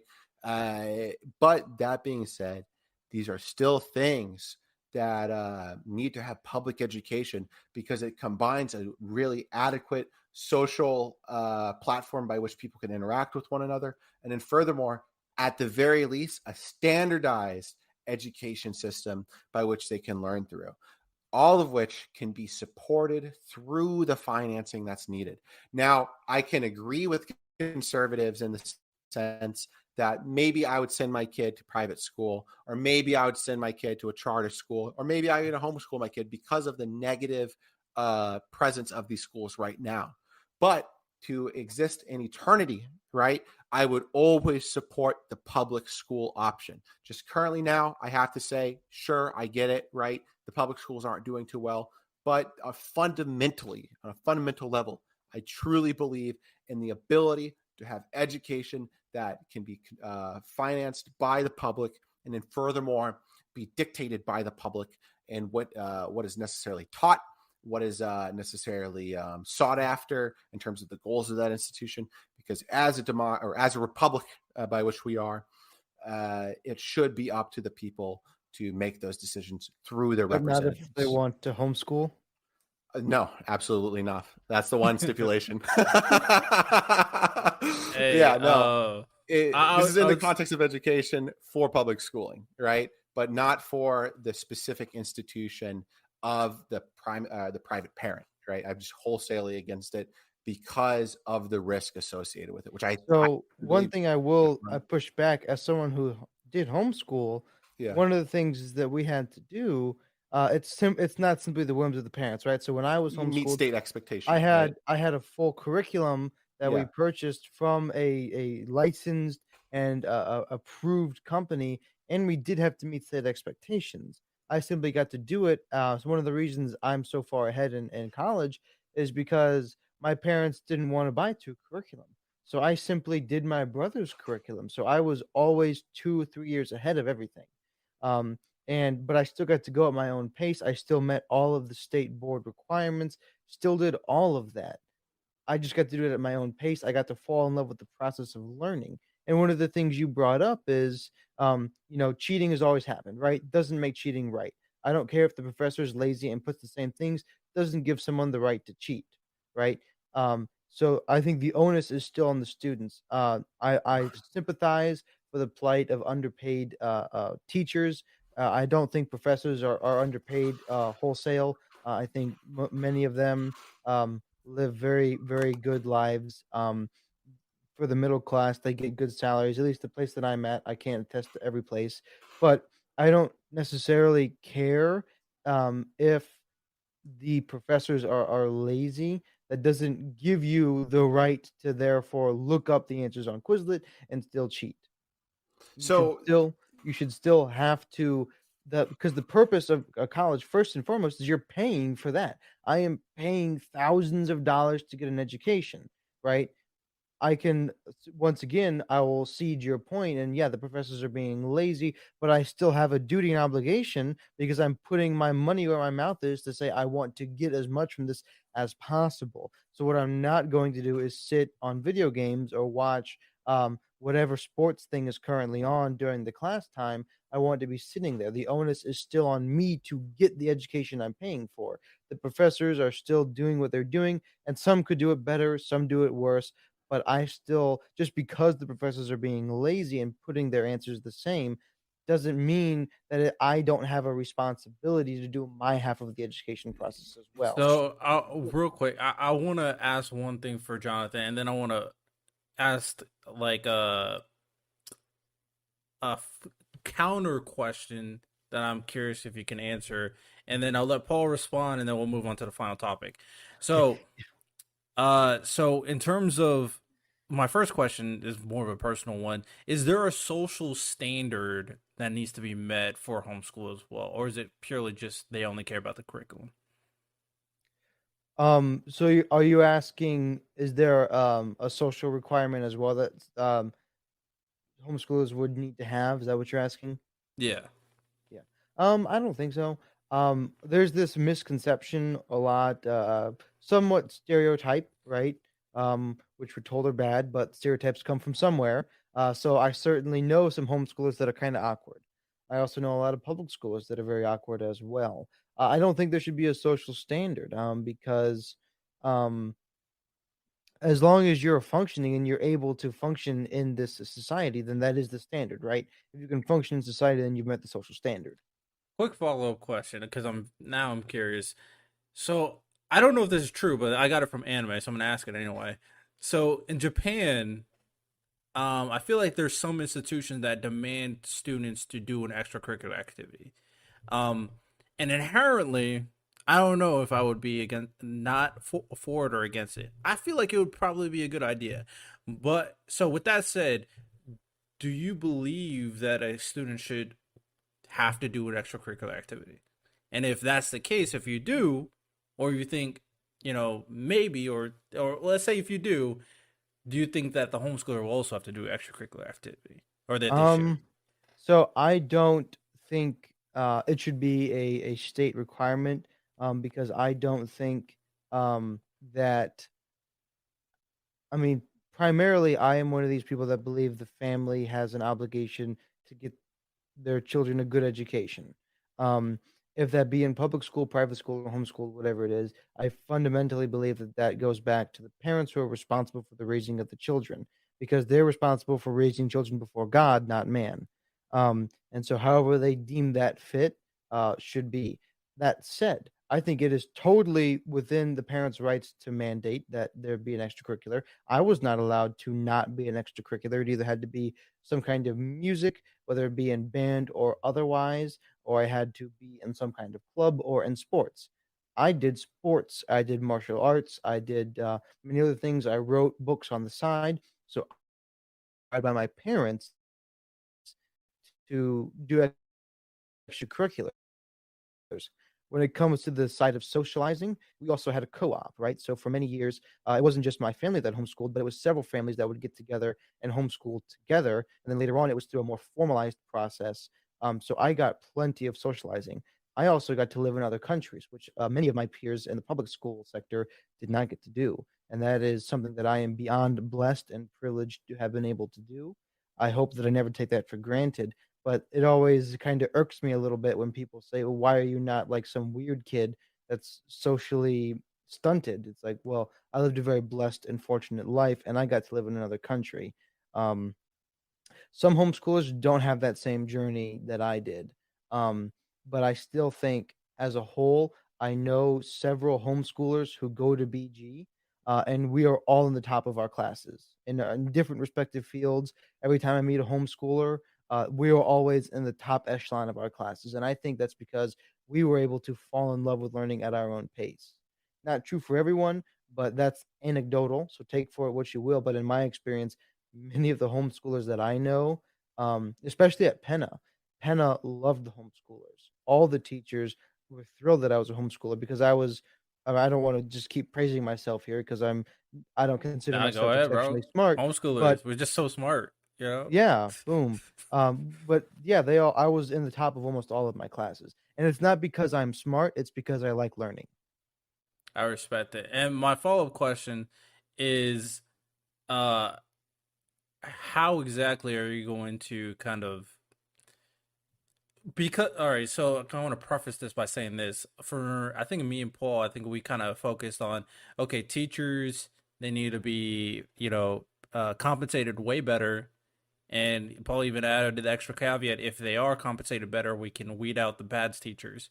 So compensation needs to be way better. I also believe that the education system needs to be reformatted and be more efficient. So those are two prongs to make the education system better. One thing that you're kind of bringing up is that the students should be it's the students' accountability and them wanting to learn. Okay, we have tangible things that we can actually put in place. I don't know how you force students to want to learn though. Exactly. So I'm Yeah, curious on great how you question. would go about that. Great question. So homeschool them. No, that's I'm just kidding. Only half though, right? So I think the education process has to start in the home, right? One of the reasons that I like to learn is because my dad likes to learn and my mom likes to learn, right? And this is something that you necessarily can't standardize. Um, one of the things you can do though is, and I think they are doing it now with these kind of facilitated learning groups that you can have, or people with special needs. They go at slower paces. Well, people's brains develop, and a lot of science has shown one of the best ways to create good readers is to have parents that read. And so, and reading is highly correlated, and your literacy is highly correlated with educational outcomes and things like that. But my dad in his room, there's books all over my house. In his office space, he's got 4 shelves on all 4 walls filled with books. I always saw my parents reading, right? And one of the things that can create that, and every kid likes to read inherently, right? Every kid loves to go to the library and grab the book. Somewhere along the lines, they're taught that reading is lame, reading is for losers. And when that process starts to happen, is when the educational system kind of falls off a little bit. And so, if we can mitigate that where we can, but also work with the students in middle school, I think, like you guys both, I believe, brought up the point of standardized testing is the bane of educational existence. When you're doing things simply just to pass a test, that's when education just starts to totally collapse and decay. Education is not about testing, right? We don't teach in schools any things that really matter. I was never taught to uh, do a checkbook, or how to cook, or how to clean, or how to do a lot of things, or understanding my tax system.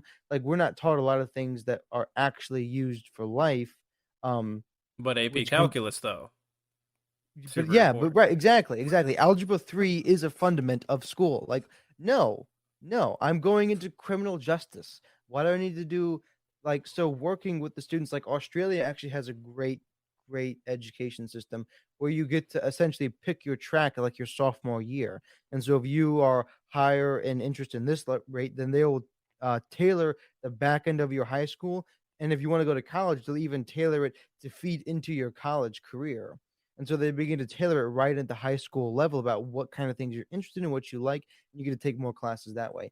Penna got to do the same sort of thing as that, and that's beautiful. So working with what the students are interested in is that's what keeps the passion for learning alive, because people actually like to learn. It's just somewhere along the line with this modern education system that we have, the students are squashed out as well. And I still that kinda sounded a little bit like your arguments, and because you guys are also right on this issue as well. But what it can't be is there will be a point where the students still, even if they do like it, because we have these desires that are disordered, is they will still sometimes wanna prefer to play video games in class, and you shouldn't have that. You should no, sorry, laptop. Like, I don't think laptops should actually be allowed in lecture halls and classes. Like, you write take notes by paper, because you'll be more engaged, you'll be more focused, and you won't even have the temptation um, to get on there. There'll still be desires, and that's when the students have to take responsibility and say, no, against my baser instincts, I'm going to take this time and actually learn. So there's Well, still but some onus on the students. but isn't the problem like the basis by which we actually construct like policy for students, curriculum and whatnot, is through accommodating for factors by which we don't actually invoke personal responsibility, right? Like, for example, we examine it as something that will happen in the event of a failure of the education system. For example, if the teacher is failing in their ability to properly teach these students, then there is a higher likelihood of there to be cheating in the class, right? So thus we must encourage the teacher through better financing, and then after better financing, through things like standardized testing to see where that teacher is particularly. Then we can clearly see like a decrease in that type of cheating, right? Mm, Think of it like this, right? It's sort of like crime and like police coverage, right? Crime happens in areas with like lower police coverage or more sparsed out police coverage in most cases. These might be the most policed areas, but they still have the least amount of police per block, right? Similarly with teaching, if we have a lot of bad teachers and people that can't get the job done, right? Because that they are unmotivated to actually get into the job and just want to collect a paycheck or something like that, then we can clearly see that this stuff might appear not to be working. But if we finance it, then we can see it actually work, and we can have the standardized testing corroborate it, right? The reason why standardized testing doesn't work right now, or necessarily, is because these schools have no actual real money coming into them, and the federal and state legislatures are not supporting these people. Isn't that something that we can agree on? Like, I'm not really certain why we should invoke personal responsibility whenever we do try to do these things. We see that there is a consistent failure that is applied, right? The reason why we can see it exercised more in private schools and the reason why we can see it exercised more in homeschools is because the amount of authority that is dispatched upon these students is far greater. The amount of surveillance that a teacher in these areas can enact, or the amount of guidance they can act, is far greater because of the lower populations or because of the more hands-on learning. These are things that public schools aren't going to have the resources to. So why should we opt for the personal responsibility? That's my question to you, Jonathan. because personal responsibility is important. One thing I would want to add to I agree with Jonathan. Personal responsibility is important. Is one thing I want to say is I don't necessarily think that we have to look at it as different uh counter solutions. So what I mean by that is I feel like you can attack this on a three-pronged strategy. one at the home in terms of establishing the proper values for your kids. And you can do that by establishing the essence and importance of learning. Two, at this education in terms of the teachers, financing them properly, compensating them properly, so they are treated better and do a better job. And three, for me personally, in terms of changing the education system so it's more efficient for not only the students but also the teachers and developing the students' mind. So I feel like all three solutions can be kind of corresponded together to be very efficient overall in terms of developing the child's mind. Do you disagree? That's Um, you, Paul. I'm sorry, you cut out for me. Can you say it one more time? Just like the general context? So my thing is, I feel like all the things that we mentioned can be kind of be used in unison in a sense, in the sense that teaching values at the home, uh, compensating teachers better, and creating a more efficient education system. I feel like all three of those things can be all very important overall in terms of education, so they don't really have to kind of counter each other. Yeah, I think I would agree, but I would say, just with a caveat, within the reins of personal responsibility, that is the job of the parent and the parent alone, right? I don't believe that it's the job of the state to enforce some requiem of, or sorry, not requiem, some like standardization of personal responsibility, because I feel as if every single time we've tried to teach it through the curriculum, it often leads nowhere, right? If anything, the thing that we really do need here is to support parents and parents to support the schools. And so that the educators can educate the children and then the parents can do the job of like giving their children the know-how, the street knowledge, the things that they need to know at home. But I don't necessarily see how it's the job of our public schooling system to teach these things. I can see maybe like a financial education class, home economics, right? But I can't see anything beyond that, because to put that into curriculum is very, very difficult. And furthermore, to actually mhm. have children compelled by it is even harder, right? Especially considering the drought in teaching we have now. I'm sure Jonathan could probably agree with me on that, with his I would. family being. I would Yeah. I Okay. would So, totally agree that parents have to teach personal responsibility. One thing, if you don't mind, Riddell, I would like to ask Paul a question. Go for it. Um, so I think you would agree that teachers are overworked, right? yeah. So there's too many students per classroom, right? Yeah. Yeah. I would Yeah. say so.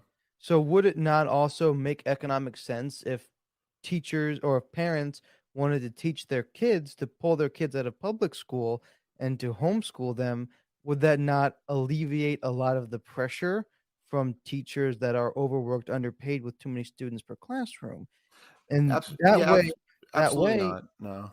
no, why doesn't that make sense? Because that we already have systems to like accommodate for students that actually find themselves it being harder to learn in these environments. We have IEPs and 504s that step forward to give these children these resources. The only problem is right now, currently, we don't have enough classroom size to actually facilitate it. However, with the ideas that I've mentioned right now, right, the notion would be that we build these schools bigger so we can accommodate for students that can't handle these larger classroom sizes, and allowing them to have Or we some could form of take them out of isolation. school, right? I don't believe Instead of that. No, pouring yeah. in a bunch of money to try to make schools bigger, that would work the same way. No, It's the same I don't logic. think so. I'm not really quick, Rattle. So I really quick. I'm not interested in the notion of leaving it up to private actors to engage, even if there's state curriculum, which is the standard, like you correctly mentioned, with homeschooling. I do not trust private actors to enact consistency on this, right? I do not trust them to be people that can reliably do this. And furthermore, just for the socialization factor, I don't believe it to be a constant, right? I know plenty of people, if we're going to be going by anecdotes, right? I know plenty of people that went through it and had the negative effects as well. And that's something that I'm not necessarily willing to let happen to the future of American children, right? Granted, could be said for public schools too, but at least with public schooling, you have the ability to finance it more, to enact more regulations upon it, and the electorate can actually exercise more control over it. But I do not believe parents should have, like, yeah, I'll even say it, right? This is probably where I become the radical. Have that right to educate their children, right? I believe that that thing is supposed to be up to private schools, charter schools, and public schools alone, right? And that's the only circumstances by which they should operate.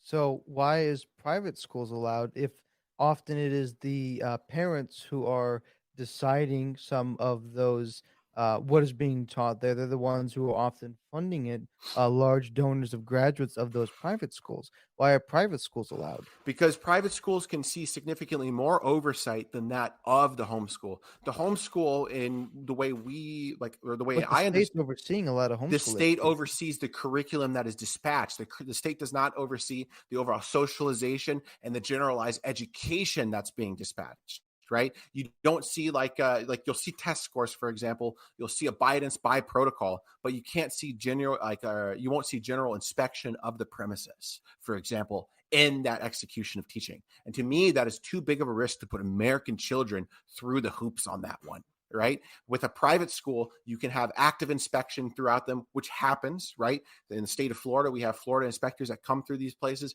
every month. But for homeschoolers, it's few and far between. For example, the average inspection rate, I think, in the state of Florida for homeschoolers to actually see with physical personnel is something of like once a year or maybe even more. Right? I don't know if you've ever had physical inspectors come into your home to observe your learning environment, but it's something that should happen at the bare minimum with homeschoolers. But largely, it just shouldn't be something that exists. Right? I want something that for the foundation has significantly more oversight from multiple individuals that can assess these situations rather than having to risk children being at home with their parents and possibly being in something like an abusive situation, a neglectful situation, or just inadequate situation in that educating, right? That's my general problem with it. So Okay. I Wait. want to say this, and then Thanks for we'll the move question, by on. the way. I want to say this before we move on. Great conversation. Great conversation. Even though they disagreed.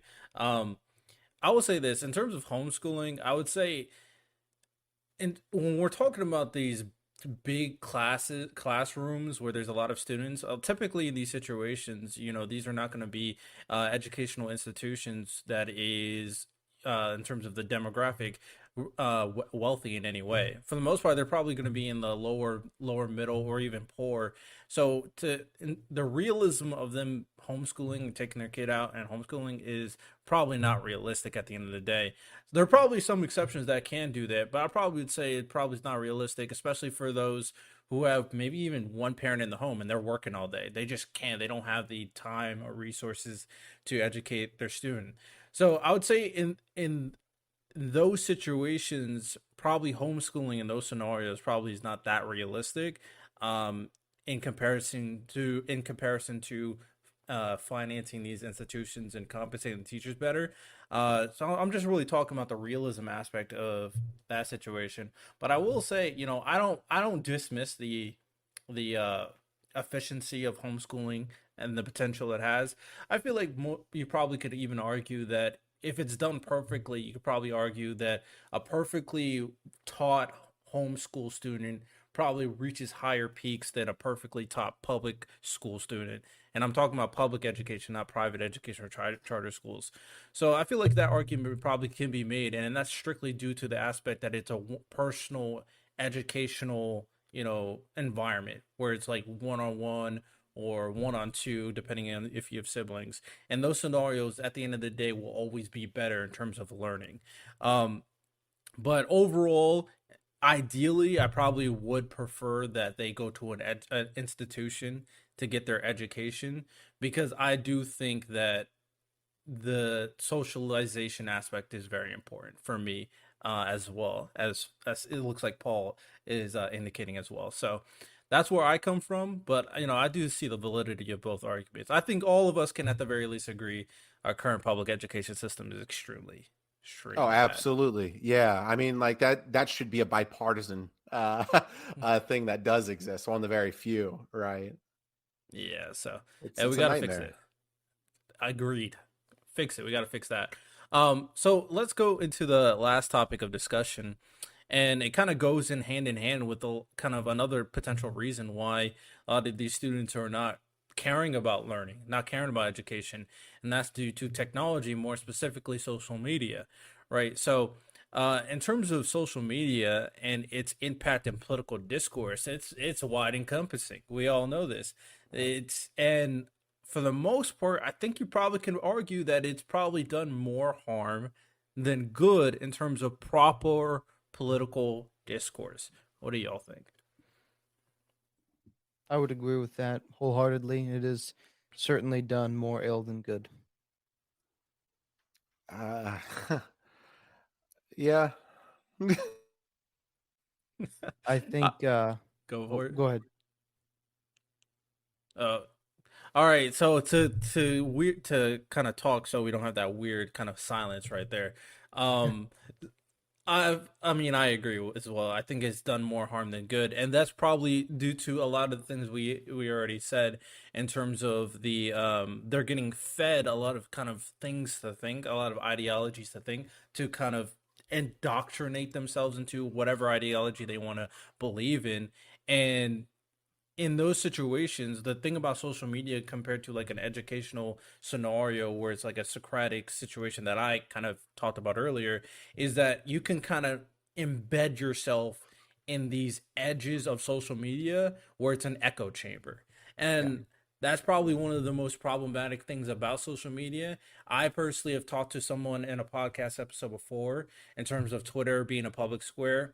And I think the importance of social media should be the ability to interact with different people, not being finding a social media or a subreddit is like and thinking only one way. I don't think that's productive. I don't think that's a good thing overall.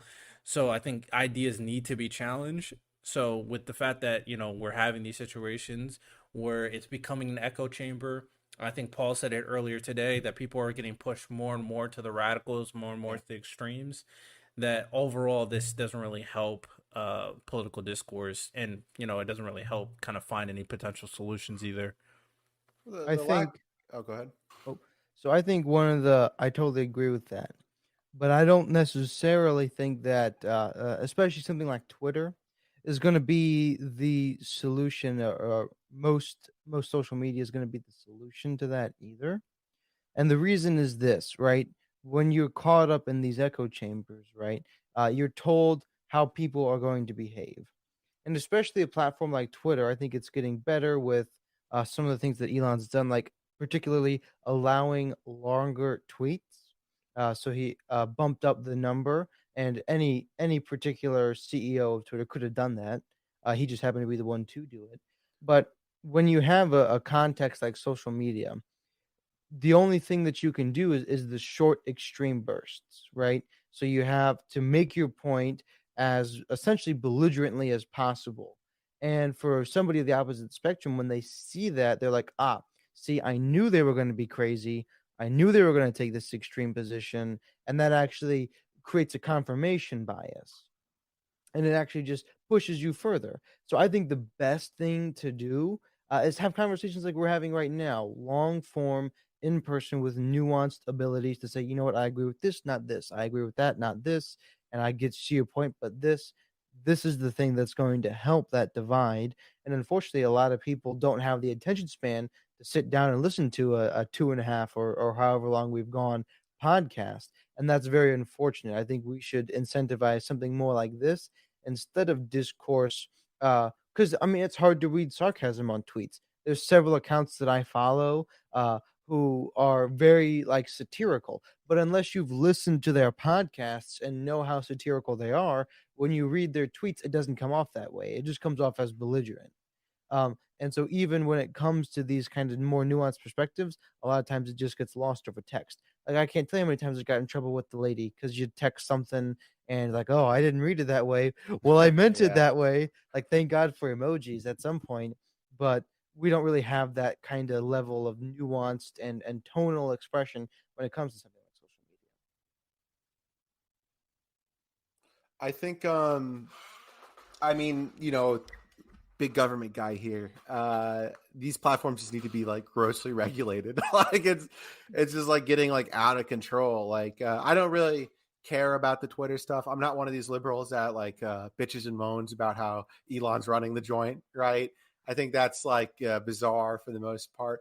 But what I will say is, I mean, these places literally are like almost destroying our country, dude. Like it's like absolutely had a profound effect upon how people think and associate with each other, like I mentioned earlier, So right? you don't agree with the aspect of social medias being able to create specific social medias for their specific ideology? You don't agree with that? No, yeah, I mean, I'm almost against it wholesale. Yeah, like I guess this might be me being like a little bit of an autocrat here, but I really don't see much good in these things anymore. I think that it's great to see your kid's picture from like while they're living over in Greece or whatever, but like I think that the negatives just far outweigh the goods. And obviously, this is not a perfect world, so I can't get rid of it just in a dime.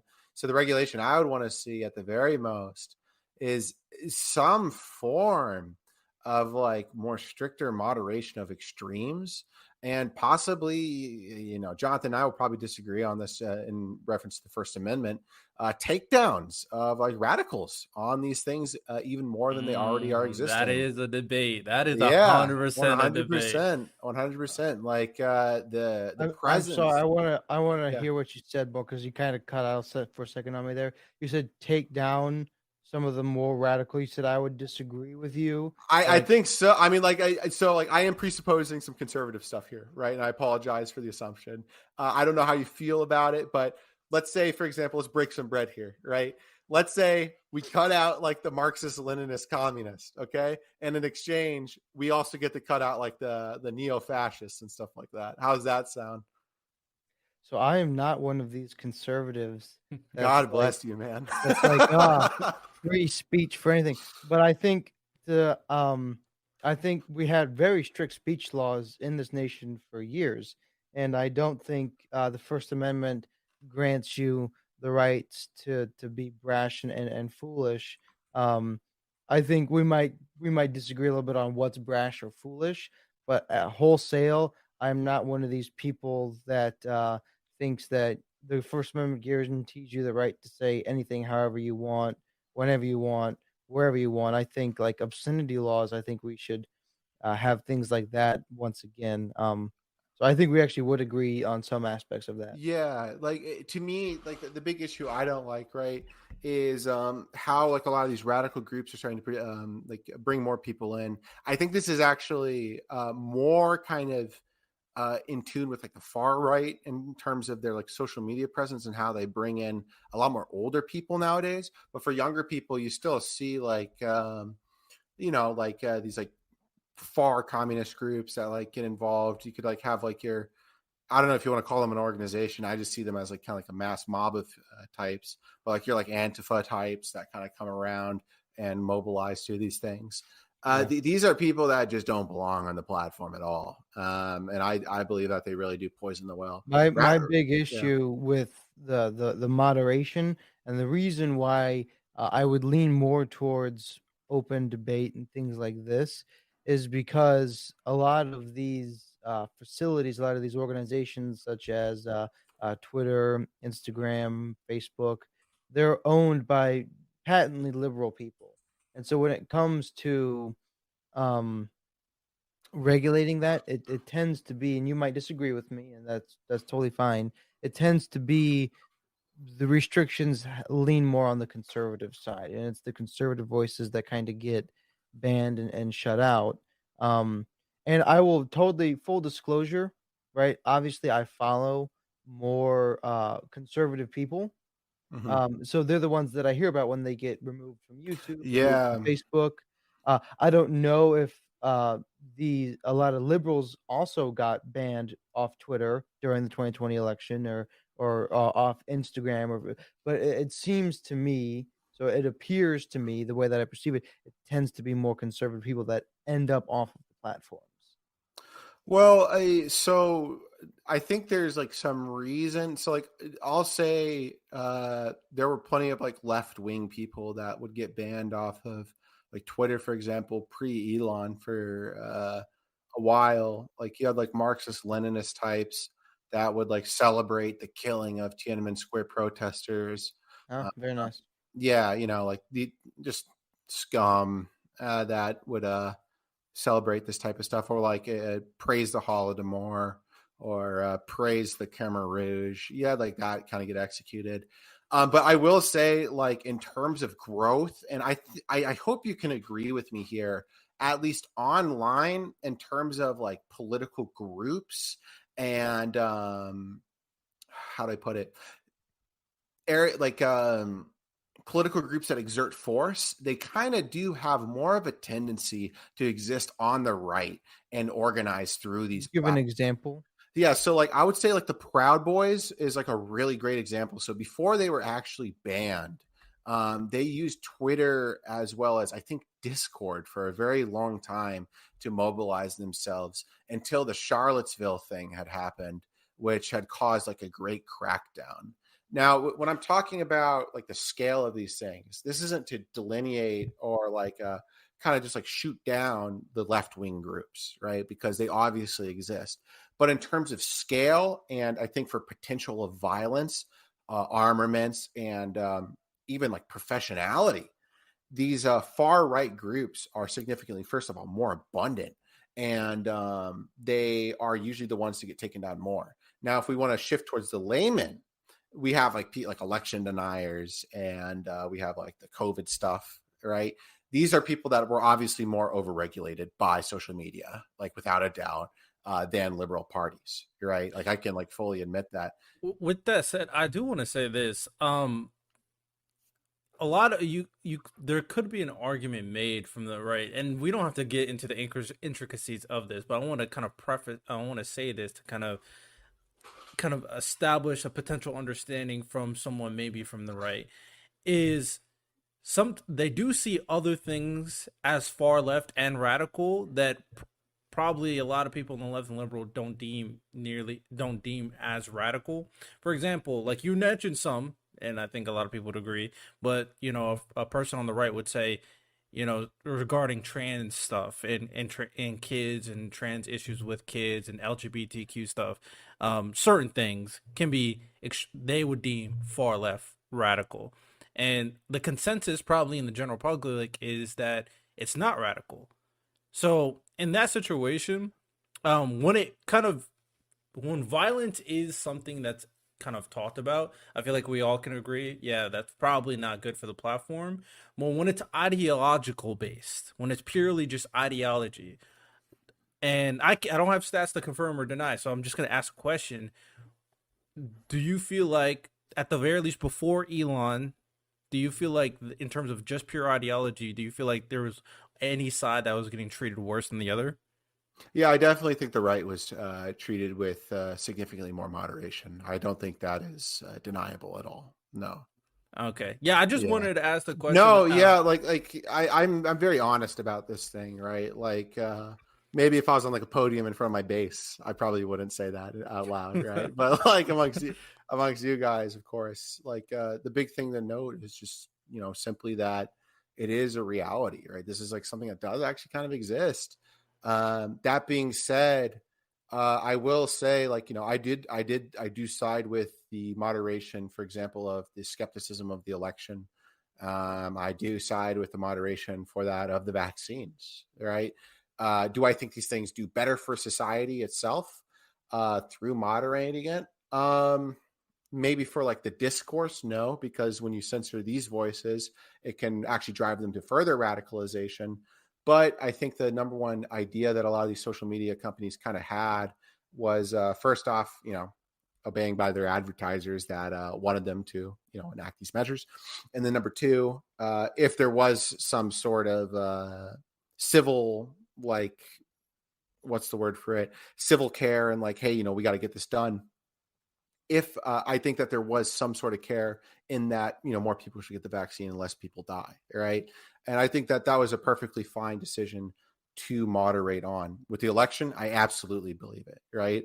I wholesalely think that that is not a thing that should proliferate itself on social media whatsoever. I think that that's something that needs to be snuffed out through at least the private companies, and it should be only spread verbally on the phone or on television, right? But in these spaces right now, like this election denial stuff has gone absolutely out of control, and I'm fully on the side of these social media companies to censor these voices. It's something that should not exist whatsoever. So I do want to kind of step away from the content moderation talking point, because I want that probably should be an episode in itself. What we deem, the First Amendment, what it protects, what content should be on social media. I feel like that's a whole That podcast would be a episode. very, very good debate, I think. Yeah. Yeah, I have a lot of thoughts about it as too, of course. But my thing in kind of content moderation is definitely a potential solution. Finding that line is, like I said, a future talking point what that line is.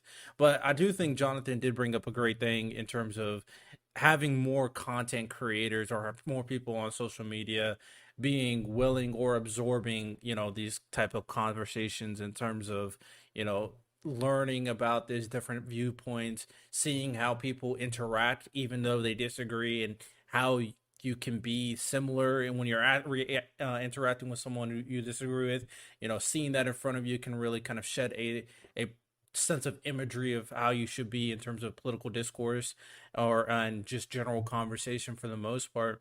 um in terms of social media, I'm gonna focus on Twitter because I feel like Twitter is like the go-to social media now, at the end of the day, in terms of conversation. So with that said, are there things in Twitter that they can implement? I know Twitter Space is a thing. I feel like that could possibly be helpful, but are there other things that Twitter can implement into their social media platform to kind of incentivize more conversation, incentivize more discourse? And I know you brought up increasing the character limit, and that definitely could be something. But is there any things that, any other thing that you guys have in mind that could be helpful as well? I think those two things really, really help do the trick, allowing the actual verbal conversation and allowing the greater character limits. I think the community notes are funny. I don't know. Huh, Really. yes. Those are Yeah. pretty good, actually. Not gonna Yeah. lie. I don't know. Does anyone actually hear, like, John, do you know how they work by any chance? Because, like, I have no idea how I you think you have use to have a them. paid account to be able to do it. Okay. That makes Is sense. was what I understand. A lot of the things, which is great because Twitter was headed for total bankruptcy, and so him creating these subscription things. But I think a lot of the cooler features you have to have the paid accounts to do. Which is very fair. Also, with these paid accounts, you can upload like 2-hour podcasts on them as well. Correct. So they giving a lot of more tools and resources for them, and incentivizing it pretty well as well. The community nuts, I think they're a great touch, especially with like these different articles, and go like, bro, what is going on? Then I see the community nuts, so like, interesting, okay. So Mhm. it could be humorous or it could be informative depending on who you're asking. um, Other than that, I mean, if Elon stay, even though I don't agree with the aspect that Elon makes his political viewpoints known on Twitter, I don't agree with that being the CEO. Regardless, if Twitter keep kind of really represents itself as a public square properly, in allowing these different voices being heard and allowing these different discourse, do you think by Twitter really establishing that mark and increasing, but potentially increasing even more in popularity, do you think that would be a good gateway to other social media platforms and how to be? I I think the hope good, Elon just buys them all. oh, well, I think the good gateway, I guess this is like me being the pessimist. I think the good gateway is the fact that Twitter probably is going to actually die. It's not doing so well on market right now. Twitter Blue hasn't generated enough money, as far as I know. But Uh, if wouldn't that be have the opposite effect? If Twitter dies, then people probably just create more social media platforms for specific ideologies. no, I think that there's just gonna be like another market actor that comes out to mirror that of Twitter. I think that obviously, like, you're gonna have your truth socials out there, right? But like, there's still gonna be some sort of like kind of concerted area that obviously will probably have like a slightly liberal bend to it, right? At least like through the corporate ownership, but it's still going to be something that like exists, right? Like even underneath, I think it was Dorsey. Was he the guy that used to own Twitter? See, Yeah. Yeah, like underneath Dorsey, like we can all agree it was like a liberal slash slightly liberal platform, especially in its early days, right? Like where it was basically fucking anything goes. Same thing could be said for Reddit. I mean, does anyone here remember r/fat people hate? Like it was like a real thing, right? So That's so crazy. I yeah, never used. I don't even think I have a Reddit account. I've yeah. never been on So Reddit. I just found out about this. I was reading a New York Times article. I like used it briefly when I was in high school, but that's about it. But I found out that it was just not moderated at all. So I think I that wouldn't these be are, surprised. oh Not at yeah, all. and I think that these are things that are going to kind of develop in Twitter's absence, unless like the site gets just like requisitioned by someone else and like just downsizes itself like tenfold. But I trust in the market to produce something, right? I guess that's the something that's surprising for me to say, but I do think I that it is don't going to come out. I don't know because like there's a perfect kind of example of the situation going on right now with Twitch, Kick, and Rumble. So Twitch is obviously always lean left in terms of how they moderated specifically. I'm not talking about ideology, but based on their moderation, Either advertisers, yeah. yeah, so they always lean left. But it's for a lot of people now they're switching over to Kick. And Kick is completely different in terms of their moderation. They're way more open. Sure, they have certain moderation, but they kind of allow things to kind of go for the most part in comparison to Twitch. So the moment they saw Twitch, it's like, all right, that you guys are doing this, I'm gonna just go the opposite direction and do something different. And now they're just taking. I don't know if Kick will survive. To be fair, I don't know if that will be if it'll Well, survive the test of time. yeah, But now they're because of now their promise of hourly wage. Now due to getting all these influencers like XQC, Aiden Ross, Destiny, and Rumble too. But that Rumble is more of a conservative platform. To be fair, so with that situation, they saw what Twitch is doing and with the opposite direction. So if they succeed, then the market says, okay, just do the opposite of what the status quo was. the question is though, how long are these things gonna like be this way, right? Like I'm sure we can all Yeah, I'm agree unsure here to be that fair. Yeah. they're gonna have to bend the knee to advertisers like eventually. Kick is shelling out large amounts of money right now, Yeah. and it's gonna need to pay that back with the revenue gained through streams, and that's gonna come through the advertising money, right? And advertisers, whatever deal they have right now, they're going to need more to grow. And it's going to be the same thing that happened with Twitch. Like, I don't know if you remember the older Twitch days, but like you used to be able to have like a gun out on stream and like, like down a beer or something like that. Now, God forbid in this fucking American country, you can't do it anymore on stream. Like, I mean, it's like a nightmare. Yeah. Yeah, that's a great point because at the end of the day, whether you agree with it or not, the the influence of ESG and CEI scores is there, and a lot Oh, of yeah. them have a huge influence on all the businesses that you could think about. So, with what Paul said, if Kick wants advertisers, maybe they could go Rumble route and just look for conservative advertisers. Sure. But even then, with that stuff, like the big issue Rumble's going to have, like as a platform, it's the same thing that Truth Social is running into, right? Like the only advertisers that they can get are usually conservative advertisers or that of like East Asian companies, right? That like Yeah. deal in advertising. Otherwise, it's very difficult. And the problem is that these companies themselves are kind of like faltering with some of the struggles the GOP is going through right now, and that hurts these like platforms to actually develop themselves, right? Especially if they lose like big pieces of talent, like Rumble right now is probably going to lose Andrew Tate regarding the recent and not indictment, the indictment that happened. So Yeah. So I know Elon said this. I have to remember the exact words, but he wanted to his initial proposal way back in the day before he actually acquired Twitter is to turn Twitter into a platform where it's somewhat like owned by the people. I forgot exactly his words, but in that sense, it's if it's owned by the people, not owned by like a corporation or stakeholders. Do you think that if a social media platform is ran that way, the general premise, the kinks we could talk about at a different time, but the general premise, do you think that would be better overall for I do. political discourse? I think so. Yeah, I think so too. All right, Elon, make good on your promise. Make Yeah. Twitter allow Twitter to be owned by the people, and then it'll be the perfect public square, right? Perfect. I mean, obviously there's risk, right? But yeah, Yeah, I for think sure.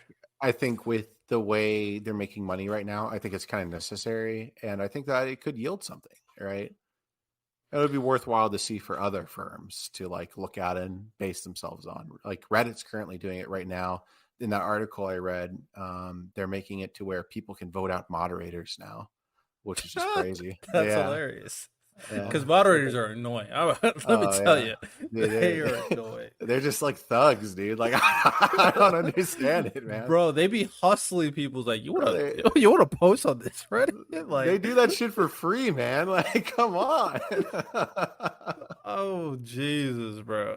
Don't get me started. All right. Well, with that said, I feel like a lot of things that were discussed is had a lot of value in terms of kind of diving into the current political discourse and how toxic it is. And we kind of went through a lot of different routes and the importance of establishing values at the family, the different ways to make education a more legitimate way to kind of, at the very least, develop the mind and kind of enforce critical thinking and potentially spread important ideas too. And even social media, there are ways to make that more efficient, whether it's content moderation, whether it's the different content like this podcast, enforcing the importance of political discussion and nuanced conversation, or whether it's Elon making allowing Twitter to be owned by the people and making it a true public square. There are ways to kind of remedy these type of situations in terms of political discourse, but all these things are going to take time, of course, and all these are going to require, at the very least, being involved, having conversation, and gaining proper experience and perspective. So, any last words before we wrap it up? Thanks for having me on. I mean, it's an absolute pleasure to talk with you guys. And I just want to say, Jonathan, thanks for bouncing back with me, man. I appreciate it, man. Yeah. Yeah, Love to see it. I agree. I love this is a great podcast. I think like I said last time, what Riddell does here is good. Having people with differing opinions, I think, is only good things can happen as long as we remain respectful. For sure. Exactly. 100%. We joke around, be nice, or get a little heated based on what we're talking about. But at the very least, we can respect each other on what's 100%. so. Hope you guys enjoyed. Everybody who's listening, watching, or watching it live, hope you guys all enjoyed, of course. Go to the podcast, Apple Podcast, Spotify, and rate it 5 stars. And, of course, check out what Jonathan going on. I know he has a podcast. I don't know if, Paul, you have anything to plug, but Jonathan, make sure tell the people what your podcast is about. Yeah, the podcast is called The Classic Life. And soon there will be a magazine journal to go out with it. So you can find all of that on my social media platforms. All right, excellent. Paul, you got anything? Nah. Yeah, I'm just here for the ride. Yeah, he's a private guy. Don't look him up. So with that said, hope you guys enjoyed. Y'all have a good one. Take care. And I am glad you are here, and I'm glad you are listening to today's podcast episode. My mission in each and every one of these episodes is to really focus on the solutions to some of the biggest questions and most controversial topics going on in our current society. I feel like most of these conversations are not truly being discussed in a more logical and respectful manner due to the political toxicity that goes on with both the left and the right, both the Democrats and the Republicans. In this podcast, I don't care about any of that. I am focused on the solutions. I'm focused on bridging gaps. If you want to join me on this journey, if you want to discuss some of the most important topics, if you are tired of the political toxicity and negativity from both sides, please support this channel, share the podcast, and go to my website, www.purplepoliticalbreakdown.com. I appreciate the support. I'll continue to make content, and hopefully we can start bridging these gaps and focusing on real issues going on in our world.